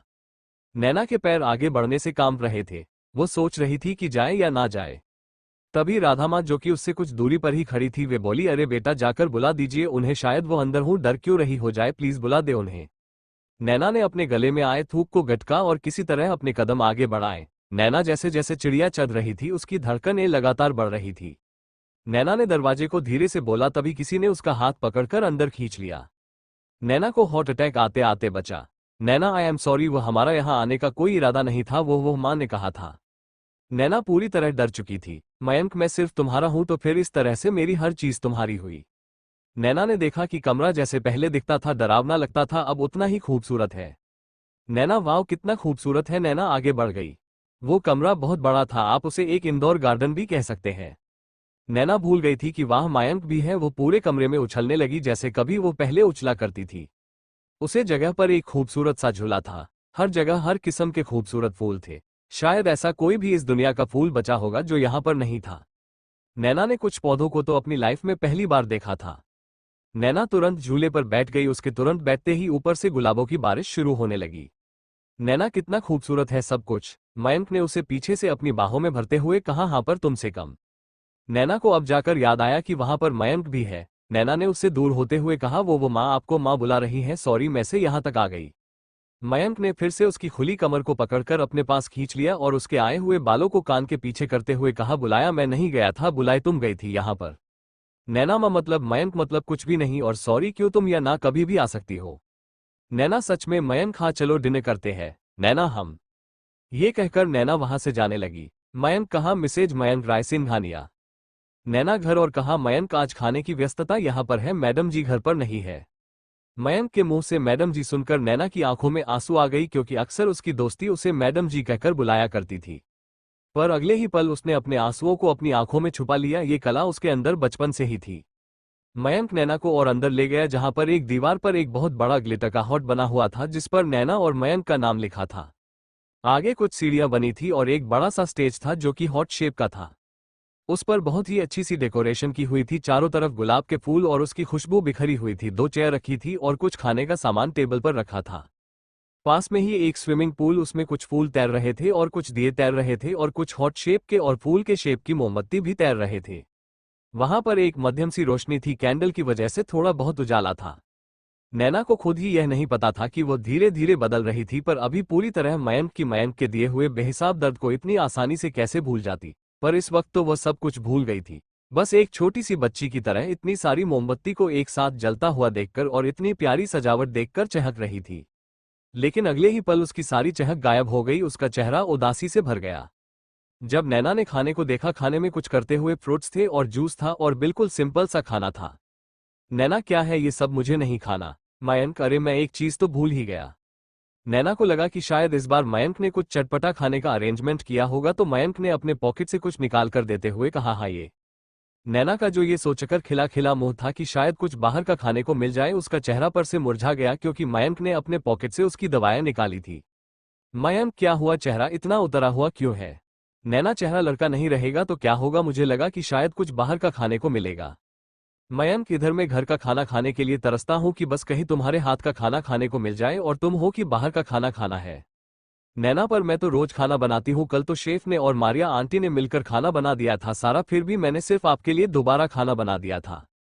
नैना को यह नहीं पता था कि वो बातों बातों में क्या बोल गई थी। मयंक ने उसकी तरफ कदम बढ़ाते हुए कहा था ना मैंने कि जब तक तुम पूरी तरह से ठीक ना हो जाओ तुम किचन में एंटर नहीं करोगी, फिर क्यों तुमने ऐसा किया? मुझे पता था कि कल खाना तुम ही ने बनाया था, बस एक बार तुम्हारे मुंह से सुनना चाहता था। आओ अब बैठो, आराम से खाना खा लो। नैना ने बेमन से बैठ के खाना खाया। खाना खाने के बाद फिर मुंह बिचकाते हुए दवाएं खा ली। मयंक ने उसके मुंह को टिश्यू पेपर से साफ करते हुए कहा, यस गुड गर्ल, ये हुई ना बात। नैना, आप मुझे इस तरह क्यों बिहेव कर रहे हैं मेरे साथ, जैसे मैं कोई छोटी सी बच्ची हूं? नैना ने अपनी शक भरी निगाहों से मयंक को देखते हुए कहा। मयंक ने शरारत से उसके और थोड़े और करीब आकर कहा, तो तुम क्या चाहती हो कि मैं तुम्हें किस तरह ट्रीट करूं? नैना एकदम से सक पका गई। नैना, अब तो सब कुछ हो गया, अब हमें घर चलना चाहिए, रात बहुत हो गई है, नैना ने चेयर से उठते हुए कहा। मयंक, कौन सा हम घर से बहुत दूर है, वो रहा हमारा घर। मयंक ने वहां बनी खिड़की से अपने उस आलीशान घर को दिखाते हुए बोला, जो कि रात में जलती हुई अलग अलग तरह की लाइटों से जगमगा रहा था। नैना ने घर को देखा तो बस देखती रह गई, क्योंकि उसने इस तरह रात को घर को बाहर से नहीं देखा था। मयंक ने फिर से थोड़े शरारती अंदाज में कहा, अभी कहाँ सब कुछ हो गया? नैना ने मयंक की आंखों में देखा, जो कि शरारत भरी मुस्कुराहट लिए उसे ही देख रहा था, लेकिन नैना को अब थोड़ा थोड़ा डर लगने लगा था उससे, क्योंकि अब भी मयंक की शरारती मुस्कुराहट किसी भी शैतानी मुस्कुराहट से कम ही नहीं लग रही थी। मयंक ने चुटकी बजाए तो वहां पर अचानक से सभी लाइट्स ऑन हो गई। नैना ये सब देखकर शॉक थी। एक मोहब्बत भरी रात, नैना ने देखा कि आसपास बड़े बड़े तारे लटके हुए हैं और ऊपर एक बहुत बड़ा सा चांद लटका था। आसपास नैना की तस्वीर लगी हुई थी। नैना, ये सब मयंक जला दिया था ना? मैंने गुस्से में तो सोचा इन तस्वीरों से अच्छा कोई और गिफ्ट तुम्हारे लिए हो ही नहीं सकता। नैना, लेकिन ये सब आपको मिली कैसे? मयंक, बस मिल गई जुगाड़ से। नैना आज बहुत ज्यादा खुश थी और उसके चेहरे पर मुस्कुराहट देखकर मयंक भी खुश था। मयंक ने उसे गले लगा लिया। आई लव यू नैना, मयंक ने एक सुकून भरी आवाज में नैना को गले लगाए हुए कहा। नैना ने धीरे से कहा, हम। मयंक, ये कौन सा जवाब है? हाँ, नैना बस ये जवाब है और क्या मयंक पहले ठीक से जवाब दो वरना। नैना वरना क्या मयंक मैं तुम्हें किस कर लूंगा। नैना हैरान नजरों से मयंक को देखने लगी। मयंक धीरे धीरे उसके चेहरे के करीब बढ़ रहा था और नैना की धड़कनें बढ़ती जा रही थी। मयंक उसके होठों को छूने ही वाला था कि तभी नैना ने जल्दी से हड़बड़ाहट में कहा I love you too I love you too. Naina ये बोलकर वहां से भाग गई। मयंक उसे जाते हुए देख रहा था। मयंक हाय रे मेरी फूटी किस्मत। अगला दिन रात का वक्त नैना ने देखा कि मयंक सो रहा था तो वो दबे पांव बाहर आ गई और किचन में चली गई। नैना ने किचन में जाकर फ्रिज में से आइसक्रीम, चॉकलेट और कोल्ड ड्रिंक और अलमारी में से कुछ चिप्स के पैकेट ले लिए। वह जैसे ही मुड़ी तो देखा कि मयंक सामने खड़ा था। उसके हाथ में से सब कुछ गिरते गिरते बचा। नैना आप। मयंक जी मैं नैना वो तो मैं बस ऐसे ही। मयंक ने उसके हाथों से सारा सामान साफ करते हुए कहा कितनी बार कहा है कि तुम यह नहीं खा सकती हो फिर भी यह बचकानी हरकतें करती रहती है। चलो अभी के अभी रखो ये सब। नैना लेकिन आप तो हमसे बहुत ज्यादा वाला प्यार करते हैं ना। मयंक हाँ तो नैना तो आप मुझे क्यों नहीं खाने दे रहे हैं ये सब। मयंक जब ठीक हो जाना तब ये सब खाना। अभी चलो रात बहुत हो गई है ये सब चलो अब सो जाओ। नैना पैर पटकते हुए रूम में चली गई। मयंक बड़ी हो गई है लेकिन हरकतें बच्चे वाली है। नैना रूम में गई और चुपचाप सो गई। नैना ने पिलो को अपने सीने से लगा लिया। मयंक ने जब नैना को देखा तो कहा हाय पिलो की भी क्या किस्मत है। अरे कोई हमें भी अपना पिलो बना ले इस गरीब की दुआ लगेगी। नैना ने मुस्कुराते हुए कहा चाहते क्या है। मयंक ने चिल्लाते हुए कहा तुम्हें स्वीट हार्ट। नैना को अब धीरे धीरे गुस्सा आ रहा था। नैना ने उठकर कहा बस करें आप ये सब मुझे आपसे बदला लेना है। मयंक बदला लेना है। नैना ने मुंह बनाते हुए कहा हाँ बदला लेना है। मयंक अच्छा बताओ कैसे लोगी बदला। नैना ने अपने दोनों हाथों को क्रॉस करते हुए कहा बस लूंगी मुझे नहीं पता कि कैसे लूंगी बस लूंगी। आपने मेरा साथ बुरा किया है तो हम भी आपके साथ बुरा करेंगे बहुत बुरा। मयंक ने बेड पर पसरते हुए कहा हाय मैं तो डर गया। बदला लेना है तो ले लो मैं सब कुछ सह लूंगा हंसी खुशी। भले ही मुझे बहुत तकलीफ होगी लेकिन मैं सह लूंगा। वैसे एक बात तो बताओ तुम करोगी क्या। नैना ने इधर उधर घूमते हुए कहा आपने जो जो मेरे साथ किया है वो मैं भी आपके साथ करूंगी। मयंक सोच लो तुम कर लोगी ना जो मैंने कुछ तुम्हारे साथ किया है। नैना हाँ कर लूंगी। मयंक सोच लो। नैना ने कहा हाँ सोच लिया। मयंक ने नाना का हाथ पकड़कर अपने साथ बेड पर खींचते हुए कहा हम तो बदला लूंगी। नैना ने मासूमियत से अपना हाँ में कई बार हिला दिया। मयंक तो मैं तुम्हें किस किया था तो तुम भी मुझे किस करो। मैं सब कुछ सह लूंगा भले ही थोड़ी सी तकलीफ होगी मुझे लेकिन फिर भी मैं सह लूंगा।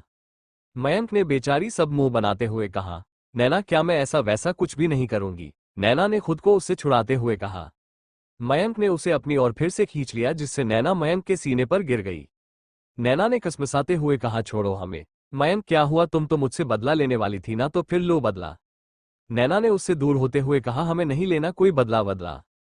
मयंक ने उसकी कमर को पकड़कर अपने पास दोबारा खींचते हुए कहा दूर जाने की सोचना भी मत तुम हमेशा मेरे पास महफूज रहोगी। नैना छोड़े हमें। मयंक आज छोड़ने का इरादा नहीं है तुम्हें। नैना ने उसके सीने पर मरते हुए कहा छोड़े हमें। मयंक ने उसे वैसे सोए हुए ही गले लगा लिया और नौटंकी करते हुए कहा हाँ नैना बहुत तेज लग रही है तुम बहुत तेज मारती हो यार। नैना छोड़े हमें। मयंक छोड़ने वाला नहीं हूं मैं आज तुम्हें जितना मारना है मार लो।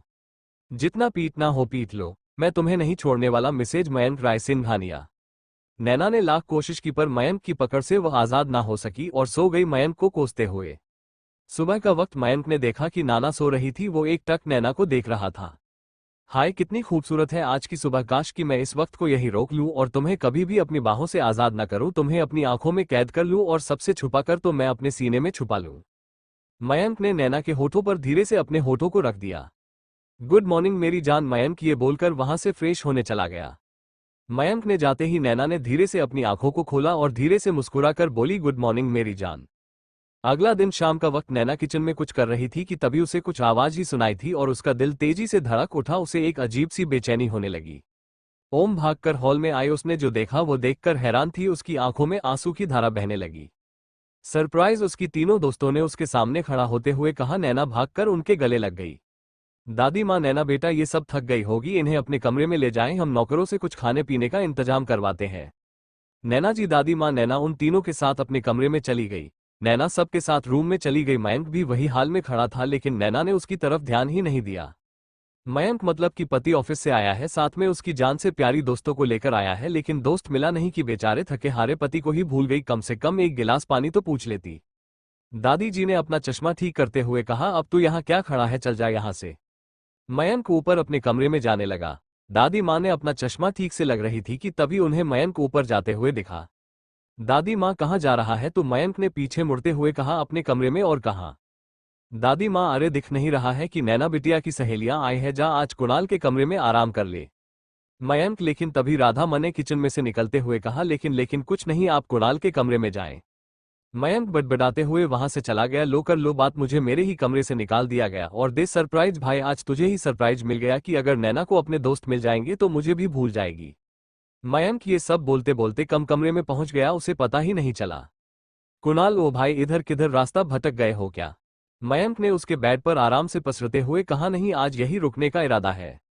कुणाल ने उसका हाथ पकड़कर उसे बैठते हुए कहा, देख भाई मुझे रात भर लाइट ऑन करके सोने की आदत नहीं है, तो रात भर लाइट्स ऑन करके काम करता रहता है, अभी चल निकल मेरे कमरे से। मयंक ने दोबारा उसी तरह लतेते हुए कहा, अच्छा ठीक है, नहीं करूंगा आज कोई काम बस। कुणाल ने उसके पास लेटे हुए कहा, ग्रेट। मयंक और कुणाल वहां इस तरह बिना चेंज किया सो गए और वह थके हुए तो उन्हें जल्दी ही नींद आ गई। तभी किसी ने उनका कंबल नीचे खींच दिया। मयंक और कुणाल दोनों ही अपनी हड़बड़ाहट में उठ माही अपने कंधे पर कंबल रखकर अपने दोनों हाथों को कमर पर रखकर उन्हें ही घूर रही थी। कुणाल ने अपनी दोनों आंखों को मलते हुए कहा, क्या यार माही, सोने दो ना आज। माही, शाम को कौन सोता है? मयंक, अरे हम थक गए हैं तो हमें नींद आ रही है। माही, अच्छा तो आप लोग जब सो जाएंगे तो मेरा सारा काम कौन करेगा? मयंक, अरे घर में नौकरों की कमी है क्या? माही, पापा घर आ गए हैं, 1 मिनट में अभी बुलाती हूँ पा। माही ने इतना ही कहा था कि मयंक और कुणाल ने माही के मुंह पर हाथ रखकर जोर से उसकी आवाज गले में ही दबा दी। कुणाल, शशिश चुप चुप, पापा को क्यों बुला रही है? हम जा रहे हैं ना क्या भाई?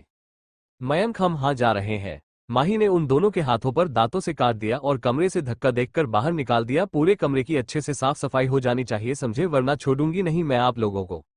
माही ने दरवाजे को बंद किया और आकर बेड पर लेट गई। बहुत बुरा किया था आप दोनों ने मेरी भाभी के साथ, वह आपसे डरती है लेकिन मैं नहीं। डोंट वरी भाभी, इन्हें तो मैं बहुत अच्छे से मजा चुकाऊंगी। चलो खैर मैं ही थोड़ी देर सो जाती हूँ। मयंक, वह यार क्या दिन आ गए हैं, हर जगह से भगाया जा रहा है हमें। कुणाल, चल भाई यार, पहले सारा काम नहीं निकले फिर देखते हैं इन सबको। दोनों ने अपना काम शुरू कर दिया। नैना सबको अंदर ले गई और दरवाजे को अंदर से बंद कर दिया। पारुल ने नैना को बेड पर बिठाते हुए कहा, इतने दिन तक याद क्यों नहीं किया हमें? प्रियंका, और तेरा फोन क्यों बंद आ रहा है? पल्लवी, भूल गई हमें, कहाँ गए वो तेरे वादे? पारुल ने उन दोनों को शांत करते हुए कहा, चुप करो तुम दोनों। नैना, तू मुझे पहले ये पता कि यह सब लोग कैसे हैं? तुझे कोई प्रॉब्लम थी क्या यहाँ पर? क्योंकि हमें बहुत बेचैनी हो रही थी, न जाने क्यों। नैना ने तीनों को पानी देते हुए कहा, शांत शांत हो जो, हम एकदम रिलैक्स। लो पहले पानी पियो, एक चैन की सांस लो और फिर कुछ पूछो। सबने नैना की बात मानी और पानी पिया। पारुल, हाँ अब पता। नैना, देख यार बस कुछ प्रॉब्लम थी पर ना अब सब कुछ ठीक है। प्रियंका, एक मिनट एक मिनट, ये पट्टी कैसी लगी है? नैना ने जब देखा कि प्रियंका ने उसके बाजू पर लगी पट्टी को देख लिया है तो उसने कहा, वो तो मैं बस बाथरूम में गिर गई थी तो थोड़ी सी चोट आ गई थी। पारुल, अरे कम से कम अब तो ठीक से चलना सीख ले मेरी जान। और तो किसी प्रॉब्लम की बात कर रही है वो तो बता। क्या नैना बताएगी अपने सब दोस्तों को सारे राज? क्या नैना बात पाएगी कि शादी के बाद मयंक उसके साथ कैसा बर्ताव करता था? नैना ने तीनों को समझाते हुए कहा, नया घर, नए लोग, नई जगह, तो थोड़ी सी प्रॉब्लम तो होगी भी ना। तुम लोग भी छोटी छोटी बातों पर टेंशन लेने लगते हो। आप पुरानी बातें छोड़ो और कोई नई बात बताओ। पारुल ने उदास होते हुए कहा, कभी सोचा नहीं था कि जिसके बिना हम एक पल भी नहीं रह पाते, उससे बात किए हुए भी आज महीना बीत चुके हैं। कितनी बड़ी हो गई है ना तू, भूल मत, तू सबसे ज्यादा छोटी है हम सब में, और हमारी लाडली जान भी। तुझे क्या हमारी याद नहीं आए? नैना ने बड़ी मुश्किल से मुस्कुराते हुए कहा, तो फिर से सेंट्री हो रही है, मुझे भी रुलाएगी क्या? पल्लवी, तेरी आदत नहीं बदली ना आंसू छुपाने की। उसके ये कहते ही तीनों एक दूसरे से लिपट गई और उसकी एक दर्द भरी चीख पूरे कमरे में गूंज उठी। थोड़ी देर बाद चारों शांत हो गई। प्रियंका ने मुंह बनाते हुए कहा, हमें लगा कि तू तो अब बड़े घर की बहू बन चुकी है तो हमें भूल जाएगी, या यूं कहें कि खासकर मुझे लगा। नैना, चुप कर, तुझे मैं कभी भूल सकती हूँ क्या? चल तुझे ना मैं पूरा घर घूमती हूँ। पल्लवी, टैक्सी कर ले क्या? क्योंकि घर बहुत बड़ा है, मैं इतना नहीं चल पाऊंगी। उसकी बात पर चारों हंस दिए। नैना सबको घर दिखाने लगी। वो सब घूमते घूमते गार्डन में आ गए। इधर कुणाल और मयंक भी सारा काम खत्म कर चुके थे। मयंक ने ऊपर खिड़की से नैना को नीचे अपनी दोस्तों के साथ बिजी देखा तो कुणाल से बोला, यार घर पर आए हुए 2 घंटे हो गए हैं लेकिन नैना ने अभी तक मेरी सुध नहीं ली, कम से कम एक गिलास पानी। तभी नौकर ने पानी देते हुए कहा, सर पानी। मयंक ने झुंझला कर कहा, अरे नहीं चाहिए यार, ले जाओ इसे। नौकर, सर कुछ और लेंगे? मयंक को अब गुस्सा आ रहा था। मयंक, तू जाएगा या मैं? वो इससे आगे कुछ कहता कि नौकर वहां से भाग गया। नैना सबको अपने फैमिली मेंबर से मिलवाया। सब बहुत खुश थे और माही तो और भी ज्यादा खुश थी कि उसके 3 और नए दोस्त बन गए हैं। रात को सबने साथ में खाना खाया और फिर नैना सबसे बात करते करते रूम में चली गई, लेकिन मयंक की और एक बार भी नहीं देखा, जिसे अब मयंक का गुस्सा बढ़ता जा रहा था। नैना, अब बताओ तुम तीनों की शादी की डेट फिक्स हुई या नहीं? तीनों ने साथ में कहा हाँ, और तुझे 2 हफ्ते पहले आना है। नैना, ओके, ये तो बता डेट कब की है, सब बता रहे थे। इधर मयंक चक्कर काट रहा था रूम के बाहर। कुछ देर बात करने के बाद, पारुल अब हम चलते हैं, वैसे भी बहुत लेट हो गया है। नैना प्लीज यार आज रुक जाना। प्रियंका, वो इसे कल सुबह ही पार्टी प्लानिंग के लिए जाना है तो हमें जाना होगा। चारों एक दूसरे से गले लगते हैं और एक बार फिर रो देता है। पारुल, अब तो सब कुछ ठीक हो गया है ना, तो प्लीज अब कॉल कर लेना। नैना, मुझे लगा था कि शायद तुम लोग मुझसे बहुत ज्यादा नाराज होगी, शायद बात भी कभी नहीं करती, लेकिन तुम लोगों ने मुझे समझा। आई लव यू यार, तुम तीनों को मेरी तरफ से ढेर सारा प्यार। तीनों ने जब उसे भी आई लव यू टू कहा तो नैना ने उन तीनों को चिढ़ाते हुए कहा, कुछ प्यार मेरे होने वाले जीजा जी के लिए भी बचा लो। इस बात पर तीनों के गाल शर्म से लाल हो गए। पारुल, तो कभी नहीं बदलेगी ना? नैना, और मुझे बदलना भी नहीं है। तीनों मयंक और कुणाल से मिली और मयंक को खूब परेशान किया, फिर घर वालों से मिली और कुणाल उन्हें छोड़ने चला गया। नैना उन्हें बाहर दरवाजे तक छोड़ने आई थी, फिर वो अंदर आई। उसके चेहरे पर एक सुकून भरी स्माइल थी, लेकिन जब उसने मयंक के चेहरे पर शैतानी मुस्कुराहट देखी तो तुरंत ही उसकी मुस्कान गायब हो गई। इजहार, नैना क्या हुआ, आप मुझे ऐसे क्यों घूर रहे हैं, चाहिए क्या कुछ आपको? मयंक ने गुस्से में कहा, क्यों, अब याद आई है मेरी कि मुझे कुछ चाहिए होगा? नैना, तो फिर ठीक है, जब आपको कुछ नहीं चाहिए तो गुड नाइट। नैना ये बोलकर एक तकिया और कंबल लेकर सोफे की ओर बढ़ गई। मयंक, तुम वहां क्यों जा रही हो? नैना ने तकिए को सोफे पर रखते हुए कहा, आप लंबू से हैं, शायद इसलिए कल आप बिस्तर पर सो गए थे, क्योंकि आपको प्रॉब्लम होती थी यहां पर सोने से, इसलिए आप वहां आराम से सो जाइए, और मैं यहां, वैसे भी हम बहुत ज्यादा थक गए हैं, हमें नींद आ रही है, आप भी सो जाइए। मयंक ने मन में कहा, एक तो आज दिन भर परेशान किया और रात में भी इसे परेशान करने का सोच लिया, तुम्हें तो मैं अभी बताता हूँ। ये बोलकर मयंक नैना के सोफे के पास पहुंच गया। नैना लेटी थी सोफे पर, उसने देखा कि मयंक उसे ही देख रहा है तो उसमें चादर में अपना मुंह ढक लिया। मयंक ने चादर हटाते हुए कहा, अब मुंह छुपाने से क्या होगा मेरी जान, और फिर तुम तो मेरी नजर में पहले ही आ चुकी हो। ये कहकर उसने नैना को अपने गोद में उठा लिया। नैना, अरे यह क्या कर रहे हैं आप, देखिए हमें छोड़ दे वरना। मयंक, वरना क्या करोगी बताओ ना? नैना छटपटा रही थी और लगातार अपने छोटे छोटे कोमल हाथों से उसके सीने पर मारे जा रही थी, जिसका रति भर असर मयंक पर नहीं पड़ रहा था। मयंक ने नैना को अपने साथ बेड पर लेटा लिया। नैना ने खुद को छुड़ाते हुए कहा, छोड़े हमें, प्लीज छोड़ दे। मयंक ने भी उसे कसकर अपनी बाहों में भरते हुए कहा, आज तुमने मुझे परेशान किया है तो मुझे भी कुछ परेशान करना चाहिए है ना? नैना, अरे छोड़ देना, सॉरी परेशान करने के लिए, प्लीज अब तो छोड़ दे, हमें दर्द हो रहा है। मयंक ने भी शरारत भरी नजरों से उसे देखते हुए कहा, और आज जो हमें तकलीफ हुई है, और सॉरी क्यों? नैना ने कसमसाते हुए कहा, अच्छा ठीक है, अब हमें सॉरी नहीं बोलेंगे बाबा, पर प्लीज अब तो छोड़ दे हमें। मयंक, नहीं बीवी जी, आज नहीं, मेरा मतलब कभी नहीं, कभी भी नहीं।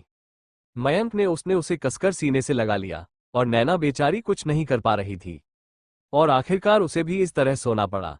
जब नैना सो गई तो मयंक ने मुस्कुराते हुए अपनी पलकों को खोला, तुम्हें कभी खुद से दूर नहीं जाने दूंगा, जान हो तुम मेरी बहुत तकलीफ थी है तुम्हें, मैं तुम्हें इतनी खुशियां दूंगा कि तुम सारे गम भूल जाओगे। ये बोलकर वो बेड से उठकर बाहर बालकनी में आ गया। मयंक ने खुद से ही कहा, कहाँ हो तुम मानुषी, क्यों छोड़कर चली गई तुम, मुझे बहुत तकलीफ होती है याद करके तुम्हें, तुम्हारा भाई तुम्हें याद कर रहा है, काश काश के तुम यहाँ होती तो आज मेरी यह अधूरी खुशी पूरी हो जाती। I love you and I miss you Manushi. आ रहा हूँ पापा कल आपसे मिलने, आपका बर्थडे गिफ्ट लेकर। शायद उसे देखकर आप और मनुष्य की आत्मा को शांति मिल जाए। आई miss you so much dad. सुबह का वक्त, मयंक ने परफ्यूम लगाते हुए कहा, वैसे कोई मेरे साथ गोवा जाना चाहता था? नैना, जो कि कमरे में कॉफी लेकर आ रही थी, नैना ने खुद से ही बड़बड़ाते हुए कहा, मैं कब उनके साथ गोवा जाना चाहती थी, अजीब है ये। नैना कॉफी को टेबल पर रखकर चादर समेटने लगी। मयंक ने कहा, कुछ याद आया डियर? नैना, क्या मयंक, यही कि तुम मेरे साथ गोवा जाना चाह रही थी? मयंक ये बोलकर आगे की तरफ नैना की ओर बढ़ने लगा। नैना को चादर अपने सीने से लगाए पीछे की तरफ बढ़ने लगी थी। नैना, में मैं कब चाह रही थी और मैंने कब कहा, और दूर दूर रहे हमसे? नैना ने फिर से ही खुद में बड़बड़ाते हुए कहा, इन्हें कैसे पता है ये सब, उसे वक्त तो केवल हम चारों ही थे, फिर इन्हें कैसे पता हो ना हो, पक्का उन्हीं तीनों ने बताया होगा, छोड़ूंगी नहीं मैं तुम तीनों को, देखो यार मुझे यहाँ फंसाकर मजे लेकर चली गई। नैना ने ध्यान ही नहीं दिया कि मयंक उसके बिल्कुल करीब आ चुका था। नैना ने जब देखा तो उसका शरीर डर से कांपने लगा। मयंक ने उसकी कमर में हाथ डालकर बिल्कुल अपने करीब खींच लिया। नैना, ये क्या कर रहे हैं आप, छोड़े हमें, और हाँ थोड़ा थोड़ा सा दूर रहिए। मयंक, क्यों, अब तुम्हें गा नहीं जाना है क्या? नैना ने धीरे से कहा, जाऊंगी लेकिन इससे पहले अवैध नगरी हम आ जाएंगे। मयंक ने धीरे से उसके कानों में कहा, चलेंगे चलेंगे, लेकिन पहले हम जहां बोले वहां आपको चलना होगा, फिर तुम जहां कहोगी हम वहां हम जाएंगे। मयंक की गर्म सांसें नैना के गन को छू रही थी, जिससे कि नैना को अजीब सी बेचैनी हो रही थी और सुकून भी मिल रहा था। ये कुछ मिला जुला एहसास शायद प्यार का था। मयंक ने उसे छोड़ दिया और जाकर कॉफी पीने लगा। नैना ने उससे कॉफी को छीनते हुए कहा, ये क्या कर रहे हैं आप, ये हमारी कॉफी है, छोड़िए इसे। मयंक ने कॉफी को थोड़ा ऊपर उठाकर कहा, अरे मैं ना, बस इतनी सी बात, इतनी सी कॉफी के लिए इतनी जिद, अरे पीने दो अपने पति को, तुम दूसरी बना लेना। नैना कूदे जा रही थी लेकिन बड़ी मुश्किल से उछलकर उसके कंधे से थोड़ा ऊपर ही पहुंच पा रही थी। मयंक ने उसको दिखाते हुए एक और कॉफी का सीप लिया। नैना थक कर बैठ गई थी तो मयंक ने नीचे अपने पंजों के पर बैठते हुए कहा, वैसे तुम इसे मुझे इतना क्यों छीन रही हो। नैना ने मयंक की ओर देखते हुए कहा, पति अपनी पत्नी का जूठा नहीं खा पी सकता। मयंक, किसने कहा तुमसे, और क्या पत्नी पति का जूठा खा सकती है। नैना, हाँ पत्नी खा सकती है लेकिन पति नहीं, बहुत पहले माँ और दादी माँ से सुना था अपने घर। मयंक ने जब नैना की बात सुनी तो उसने तुरंत ही नैना को किस कर लिया। नैना, ये क्या किया आपने। मयंक ने काफी को पीते हुए कहा, बकवास है, ये सब डॉग है, ज्यादा मत सोचो, जब मैं तुम्हें किस कर सकता हूं तो तुम्हारा जूठा खाने या पीने में क्या हर्ज है। अच्छा एक बात बताओ, प्यार करती हो मुझसे। नैना ने बस हाँ में सिर हिला दिया। मयंक मुस्कुराकर कॉफी लेकर जाने लगा और फिर कुछ रुक कर कहा, जल्दी से तैयार हो जाओ, हमें किसी से मिलवाना है तुम्हें। एक मोहब्बत भरी सुकून की जिंदगी की शुरुआत मयंक नैना को लेकर एक बहुत ही अजीब सी जगह लेकर आया था, जहां पर कुछ बच्चे मेले कुचले गंदे कपड़े पहनकर घूम रहे थे। मयंक ने बाहर निकलते हुए नैना से कहा, तुम अभी बाहर मत आना जब तक मैं ना कहूं। मयंक ने आज एक ब्लैक कलर का कोट, व्हाइट शर्ट और ब्लैक कलर का पैंट पहना था और एक काले रंग का चश्मा लगाए हुए था। बाल सलीखे से सेट हुए थे। उसे देखकर वहां के लोग हैरानी से उसे देख रहे थे। मयंक बिना उन लोगों पर नादान होते हुए आगे बढ़े जा रहा था। उसने सामने देखा कि एक बच्चा जो कि लगभग 15 या 16 साल का लड़का था, उसने पीठ पर एक भारी सी बोरी लाद रखी थी। अचानक से उस लड़के को ठोकर लगा और वह नीचे गिर पड़ा। उसके आगे की टी शर्ट पसीने से भीगी हुई थी और पीछे की टी शर्ट खून से सनी हुई थी। सभी लोग वहां पर इकट्ठा हो गए। तभी वहां पर एक आदमी चिल्लाते हुए आया जो कि वहां की सारे कामों को देखरेख करता था। चलो चलो सब लोग कम करो, भीड़ क्यों लगा रखी है। इसी तरह बोलते हुए चलाते हैं। वो भीड़ को चीरते हुए अंदर आ गया। वहां जो देखो वह हैरान था। वो अपने पंजों के बल पर नीचे बैठकर और बोला, चल आज का छुट्टी ले ले। उसे लड़के ने कुछ नहीं कहा और चुपचाप उठ गया और दोबारा से बोरी को अपनी पीठ पर लड़ लिया और कहा, साहब मेरी छोटी बहन को स्कूल जाना है, मुझे इस वक्त पैसे की जरूरत है, मैं छुट्टी नहीं ले सकता। उस आदमी ने फिर से कहा, चल तनख्वाह नहीं काट लूंगा, छुट्टी ले ले। उस आदमी को उस लड़के पर बहुत ज्यादा दया आ रही थी, इसलिए उसने उसकी मदद करने की सोचकर इस बात को कहा था। वो जानता था कि वो शायद उसकी मदद ले लेगा। उसे लड़के ने बोरी को लादते हुए कहा, साहब अपनी मेहनत की कमाई खाता हूं और खिलाता हूं अपनी बहन को, किसी का एहसान नहीं चाहिए, और हाँ मदद के लिए हाथ बढ़ाने के लिए शुक्रिया। उसे आदमी ने खुश होते हुए अपने मन में कहा, शाबाश मेरे बच्चे, तू जरूर कुछ ऐसा करेगा जिसे पूरी दुनिया को देखना होगा, तेरा रुतबा पूरी दुनिया देखेगी। उसे बच्चों के कपड़े तो गंदे थे लेकिन चेहरे पर एक अलग सा तेज था। तभी कुछ आदमी ने उस बच्चे का मजाक उड़ाते हुए कहा, अरे कौन सा महल खड़ा कर लेगा, एक दिन का 50 रुपया कमाता नहीं है, और बातें तो देखो जनाब की। माँ ने आपको छोड़ दिया और आपने जहर खा लिया, बहन भी मर गई, वो कहते हैं ना लाठी टूट गई लेकिन बल नहीं गया। सब ये बोलकर हंसने लगे, लेकिन उसे बच्चे पर किसी की भी बात का कोई फर्क नहीं पड़ा। वो बस काम करे जा रहा था। अगले ही पल सब कुछ गायब हो गया, वो बच्चा, वो जगह, वो सब लोग गायब हो गए। मयंक अपने अतीत में इस कदर खो गया था कि उसे कुछ भी होश नहीं था, लेकिन अगले ही पर उसे होश आ गया जब एक बूढ़े आदमी ने उसे आवाज दी, अरे मयंक बिटवा तुम हो क्या। मयंक ने चश्मा निकालकर उनके पैर छूते हुए कहा, जी साहब। उस शख्स ने खांसते हुए कहा, खुश रहो बेटा, और साहब मत कहो बेटा, साहब तो अब तुम हो गए हो। कैसी बातें कर रहे हो साहब जी, मयंक ने हंसते हुए कहा। साहब जी ने मुस्कुराते हुए कहा, अरे बेटा तुम और तुम्हारे संस्कार, और माही बिटिया कैसी है। मयंक ने उन्हें गले लगाते हुए कहा, वह भी ठीक है, बस थोड़ी सी शरारती हो गई है, और कोई दिक्कत तो नहीं है ना। उस आदमी ने उसे गले लगाते हुए कहा, बेटा तुम्हारे होते हुए हमें कोई दिक्कत हो सकती है क्या। थोड़ी देर बात करने के बाद मयंक आगे की तरफ निकल गया और एक टूटे हुए घर के अंदर गया। उसने देखा कि एक टूटी हुई सी चारपाई पड़ी थी जिस पर एक बच्ची लेटी हुई थी और बुरी तरह खांस रही थी। उसके खांसने से वो बुरी तरह कांप रही थी। उसके खांसने की आवाज सुनकर एक लड़का, एक छोटी सी बच्ची बाहर आए।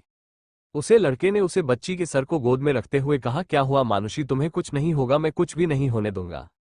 वो छोटी सी बच्ची भी रोए जा रही थी। उसे बच्ची ने उसे लड़के का हाथ पकड़ा और माही का हाथ पकड़ा और दर्द में भी मुस्कुराकर कहा, भैया और माही अपना ख्याल रखना, मैं आप दोनों से बहुत ज्यादा प्यार करती हूँ, चलती हूँ पापा के पास। मुझे पता है मेरा भैया और माही तुम पापा का सपना पूरा करोगे ना। उसके बाद उसकी सांसें उखड़ने लगी, उसकी सांसें उखड़ने लगी।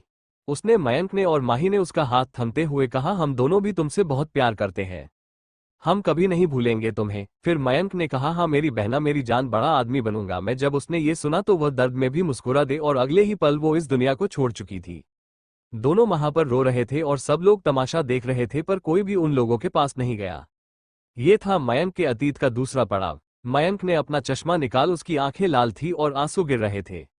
वो अंदर गया, वहां पर एक बड़ी सी तस्वीर लगी थी। मयंक उस तस्वीर के सामने खड़ा हुआ और हाथ जोड़ते हुए भरे हुए गले से कहा, पापा, पापा मैं आ गया, आपका बेटा। जैसे आप निकम्मा समझते थे ना, वो आज आपके सपने को पूरा करके आ गया। पापा, पापा आप कुछ बोल क्यों नहीं रहे हैं? आपने कहा था ना, जब आपका बेटा आपका सपना पूरा करके आ जाएगा तब आप मेरी पीठ थपथपाएंगे। थपथपाएंगे ना पापा? प्लीज एक बार बोल दो ना पापा, प्लीज आ जाओ ना। मयंक बच्चे की तरह घुटनों के बल पर बैठकर रो रहा था और अपने पापा को बुला रहा था, सब कुछ जानते हुए भी कि वो कभी लौटकर नहीं आएंगे। मयंक ने फिर से कहा, पापा प्लीज देखो ना, आपका बेटा आ गया, प्लीज एक बार, बस एक बार, ज्यादा जिद नहीं कर रहा हूं, बस एक मिनट, बस एक बार गले से लगा लो अपने बेटे को। मयंक ने अपने आंसुओं को पूछते हुए खड़े होते हुए अपने पेंट पर लगे धूल को झाड़ते हुए कहा, ठीक है अब मैं आपका अच्छा बेटा हो गया हूं ना, चलो एक मिनट नहीं बस एक सेकंड। उसने अपनी उंगली को दिखाते हुए कहा, बस एक सेकंड पापा, बस एक सेकंड, बस एक बार प्लीज। पापा आप बहुत बुरे हो, इधर आपका बेटा रो रहा है और आप चुप ही नहीं करा रहे हो, आप बहुत गंदे हो। प्लीज पापा बस एक बार आ जाओ ना। चलो चलो ठीक है, मैं नहीं हूं गुस्सा, आपका बेटा कभी आपसे गुस्सा हो सकता है। आप बहुत अच्छे हो पापा, आप इस दुनिया के वर्ल्ड बेस्ट पापा है। पापा आपकी 3 राजकुमारी में से एक को तो नहीं बचा पाया, I am sorry, I am really sorry पापा। और आपकी दूसरी राजकुमारी को भी बहुत तकलीफ दी है, पर मैं उसे बहुत ही ज्यादा खुशियां दूंगा, वो सब कुछ भूल जाएगी। और आपकी तीसरी राजकुमारी बहुत ही शरारती और शैतान हो गई है, आप चाहते थे ना मैं उसका माँ और बाप बनूं, तो देखो मैं आज केवल उसका भाई नहीं हूं, मैं उसका माँ और बाप दोनों बन गया। आप आशीर्वाद तो दोगे ना पापा इस बेटे को? अरे एक मिनट, मैं तो आपको बर्थडे विश करने आया था ना, मैं बिल्कुल ही निकम्मा हूँ, सच कहते थे ना आप। देखो मैं भूल गया और किन बातों को लेकर बैठ गया। मैं आपका बर्थडे गिफ्ट लेकर आया हूँ, आपको आपकी बहू से मिलाने आया हूँ। उसने अपने आंसू पोंछे और दोबारा अपना चश्मा लगा लिया और अपने फोन से नैना को कॉल किया और नैना बाहर आ गई। वो घर के अंदर आए तो देखा कि मयंक बिल्कुल नॉर्मल था। मयंक ने अपना चश्मा दोबारा निकाला और नैना से कहा, नैना ये है हमारे पापा, आज इनका बर्थडे है।